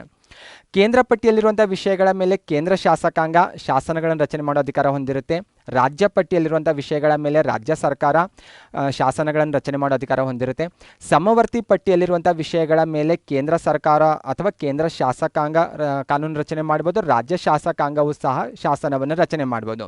ಆದರೆ ಇಲ್ಲಿ ಒಂದು ವಿಶೇಷತೆ ಏನಂದರೆ, ಸಮವರ್ತಿ ಪಟ್ಟಿಯಲ್ಲಿರುವಂಥ ಯಾವುದೋ ಒಂದು ವಿಷಯದ ಮೇಲೆ ಕೇಂದ್ರ ಸರ್ಕಾರನೂ ಕಾನೂನು ರಚನೆ ಮಾಡಿದೆ, ರಾಜ್ಯ ಸರ್ಕಾರವೂ ಸಹ ಕಾನೂನು ರಚನೆ ಮಾಡಿದೆ. ಈ ಎರಡು ಕಾನೂನುಗಳ ಮಧ್ಯದಲ್ಲಿ ಏನಾದರೂ ವಿವಾದ, ಭಿನ್ನಾಭಿಪ್ರಾಯ ಏನಾದರೂ ಉಂಟಾದರೆ ಅಂತಹ ಸಂದರ್ಭದಲ್ಲಿ ಕೇಂದ್ರ ಸರ್ಕಾರದ ಕಾನೂನೇ ಕಾರ್ಯರೂಪಕ್ಕೆ ಬರುತ್ತೆ. ಇದನ್ನು ಕೂಡ ಪರಿಗಣಿಸಬೇಕು. ಈ 3 ಪಟ್ಟಿಯಲ್ಲಿ ಪ್ರಸ್ತಾಪಿಸದೇ ಇರುವಂತಹ ಕೆಲವೊಂದು ವಿಚಾರಗಳಿದ್ದಾವೆ. ಅಂದರೆ ಕೇಂದ್ರ ಪಟ್ಟಿ, ರಾಜ್ಯ ಪಟ್ಟಿ, ಸಮವರ್ತಿ ಪಟ್ಟಿ, ಈ 3 ಪಟ್ಟಿಯಲ್ಲಿ ಪ್ರಸ್ತಾಪ ಮಾಡದೇ ಇರುವಂತಹ ಕೆಲವೊಂದು ವಿಷಯಗಳನ್ನು ಕೂಡ ಕಾಣ್ತೇವೆ. ಅಂತಹ ವಿಷಯಗಳಿಗೆ ನಾವು ಶೇಷಾಧಿಕಾರ ಅಂತ ಕರಿತೇವೆ. ಶೇಷಾಧಿಕಾರದ ಮೇಲೆ ಕಾನೂನು ರಚನೆ ಮಾಡುವ ಅಧಿಕಾರ ಭಾರತದಲ್ಲಿ ಕೇಂದ್ರ ಸರ್ಕಾರಕ್ಕೆ ನೀಡಲಾಗಿದೆ. ಹಾಗಾಗಿ ಕೇಂದ್ರ ಸರ್ಕಾರ ರಾಜ್ಯ ಸರ್ಕಾರಕ್ಕೆ ಹೋಲಿಕೆ ಮಾಡಿದರೆ ಒಂದು ಸ್ವಲ್ಪ ನಾವು ಹೆಚ್ಚು ಬಲಿಷ್ಠವಾಗಿರೋದನ್ನು ನಾವಿಲ್ಲಿ ಉಲ್ಲೇಖ ಮಾಡ್ಬೋದಾಗಿದೆ. ಓಕೆ, ಕಾಂಪಿಟೇಟಿವ್ ಎಕ್ಸಾಮ್ ಪರ್ಪೋಸಿಂದ ನಾನು ಇಲ್ಲಿ ಕೆಲವೊಂದು ಇಂಪಾರ್ಟೆಂಟ್ ಆಗಿರುವಂಥ ವಿಷಯಗಳನ್ನು ಲಿಸ್ಟ್ ಔಟ್ ಮಾಡ್ತಾ ಹೋಗಿದ್ದೇನೆ. ಕೇಂದ್ರ ಪಟ್ಟಿ, ರಾಜ್ಯ ಪಟ್ಟಿ, ಸಮವರ್ತಿ ಪಟ್ಟಿಯಲ್ಲಿ ಬರುವಂಥ ವಿಷಯಗಳು. ಸ್ಪೆಷಲಿ ಕೇಂದ್ರ ಪಟ್ಟಿಯಲ್ಲಿ ಹೋಗೋದಾದರೆ ದೇಶದ ಆಡಳಿತ ನಿರ್ವಹಣೆಗೆ ರಿಲೇಟೆಡ್ ಆಗಿರುವಂತಹ ವಿಷಯಗಳನ್ನು ಕಾಣ್ತೇವೆ. ಸ್ಪೆಷಲಿ ವಿದೇಶಾಂಗ ವ್ಯವಹಾರ, ರಕ್ಷಣೆ, ಸೈನ್ಯ, ವಿಮೆ, ಬ್ಯಾಂಕಿಂಗ್, ಅಂಚೆ ಮತ್ತು ತಂತಿ, ಇಂತಹ ವಿಷಯಗಳೆಲ್ಲ ಕೇಂದ್ರ ಪಟ್ಟಿಯಲ್ಲಿ ಲಿಸ್ಟ್ ಔಟ್ ಮಾಡಲಾಗಿದೆ. ರಾಜ್ಯ ಪಟ್ಟಿಗೆ ಬಂದರೆ ರಾಜ್ಯದ ಆಡಳಿತಕ್ಕೆ ರಿಲೇಟೆಡ್ ಆಗಿರುವಂಥ ಪೊಲೀಸ್, ಸಾರ್ವಜನಿಕ ಶಾಂತಿ ಸುವ್ಯವಸ್ಥೆ, ಬಂದಿಖಾನೆ, ಮೀನುಗಾರಿಕೆ, ಕೃಷಿ, ಹೀಗೆ ಒಟ್ಟು ಇಲ್ಲಿ 67 ವಿಷಯಗಳಲ್ಲಿ ಲಿಸ್ಟ್ ಔಟ್ ಮಾಡಿರೋದನ್ನು ನಾವು ಕಾಣ್ತೇವೆ. ಇನ್ನು ಸಮವರ್ತಿ ಪಟ್ಟಿಗೆ ಬಂದರೆ ಶಿಕ್ಷಣ, ಅರಣ್ಯ, ವಿವಾಹ, ಕಾರ್ಮಿಕ ಕಲ್ಯಾಣ, ಅಳತೆ ಮತ್ತು ತೂಕ, ಕುಟುಂಬ ಯೋಜನೆ, ಹೀಗೆ ಕೆಲವೊಂದು ವಿಷಯಗಳನ್ನು ಇಲ್ಲಿ ಕೂಡ ಲಿಸ್ಟ್ ಔಟ್ ಮಾಡಿರೋದನ್ನು ನಾವು ಕಾಣ್ತೇವೆ. ಒಟ್ಟಿನಲ್ಲಿ 3 ಪಟ್ಟಿಯಲ್ಲಿ ಕೇಂದ್ರ ಸರ್ಕಾರ ಮತ್ತು ರಾಜ್ಯ ಸರ್ಕಾರದ ಮಧ್ಯದಲ್ಲಿ ಅಧಿಕಾರ ಹಂಚಿಕೆ ಮಾಡಿರೋದು ಭಾರತ ಸಂವಿಧಾನದಲ್ಲಿ ನಾವು ನೋಡ್ತೇವೆ. ಓಕೆ ಫ್ರೆಂಡ್ಸ್, ಇದಾಗಿತ್ತು 10 ಪ್ರಶ್ನೆಗಳ ವಿಶ್ಲೇಷಣೆ. ಮತ್ತೆ ಮುಂದಿನ ವಿಡಿಯೋದಲ್ಲಿ ಇನ್ನಷ್ಟು ಪ್ರಶ್ನೆಗಳ ಜೊತೆ ಭೇಟಿಯಾಗೋಣ. ಎಲ್ಲರಿಗೂ ಒಳ್ಳೆಯದಾಗಲಿ. ನಮಸ್ಕಾರಗಳು.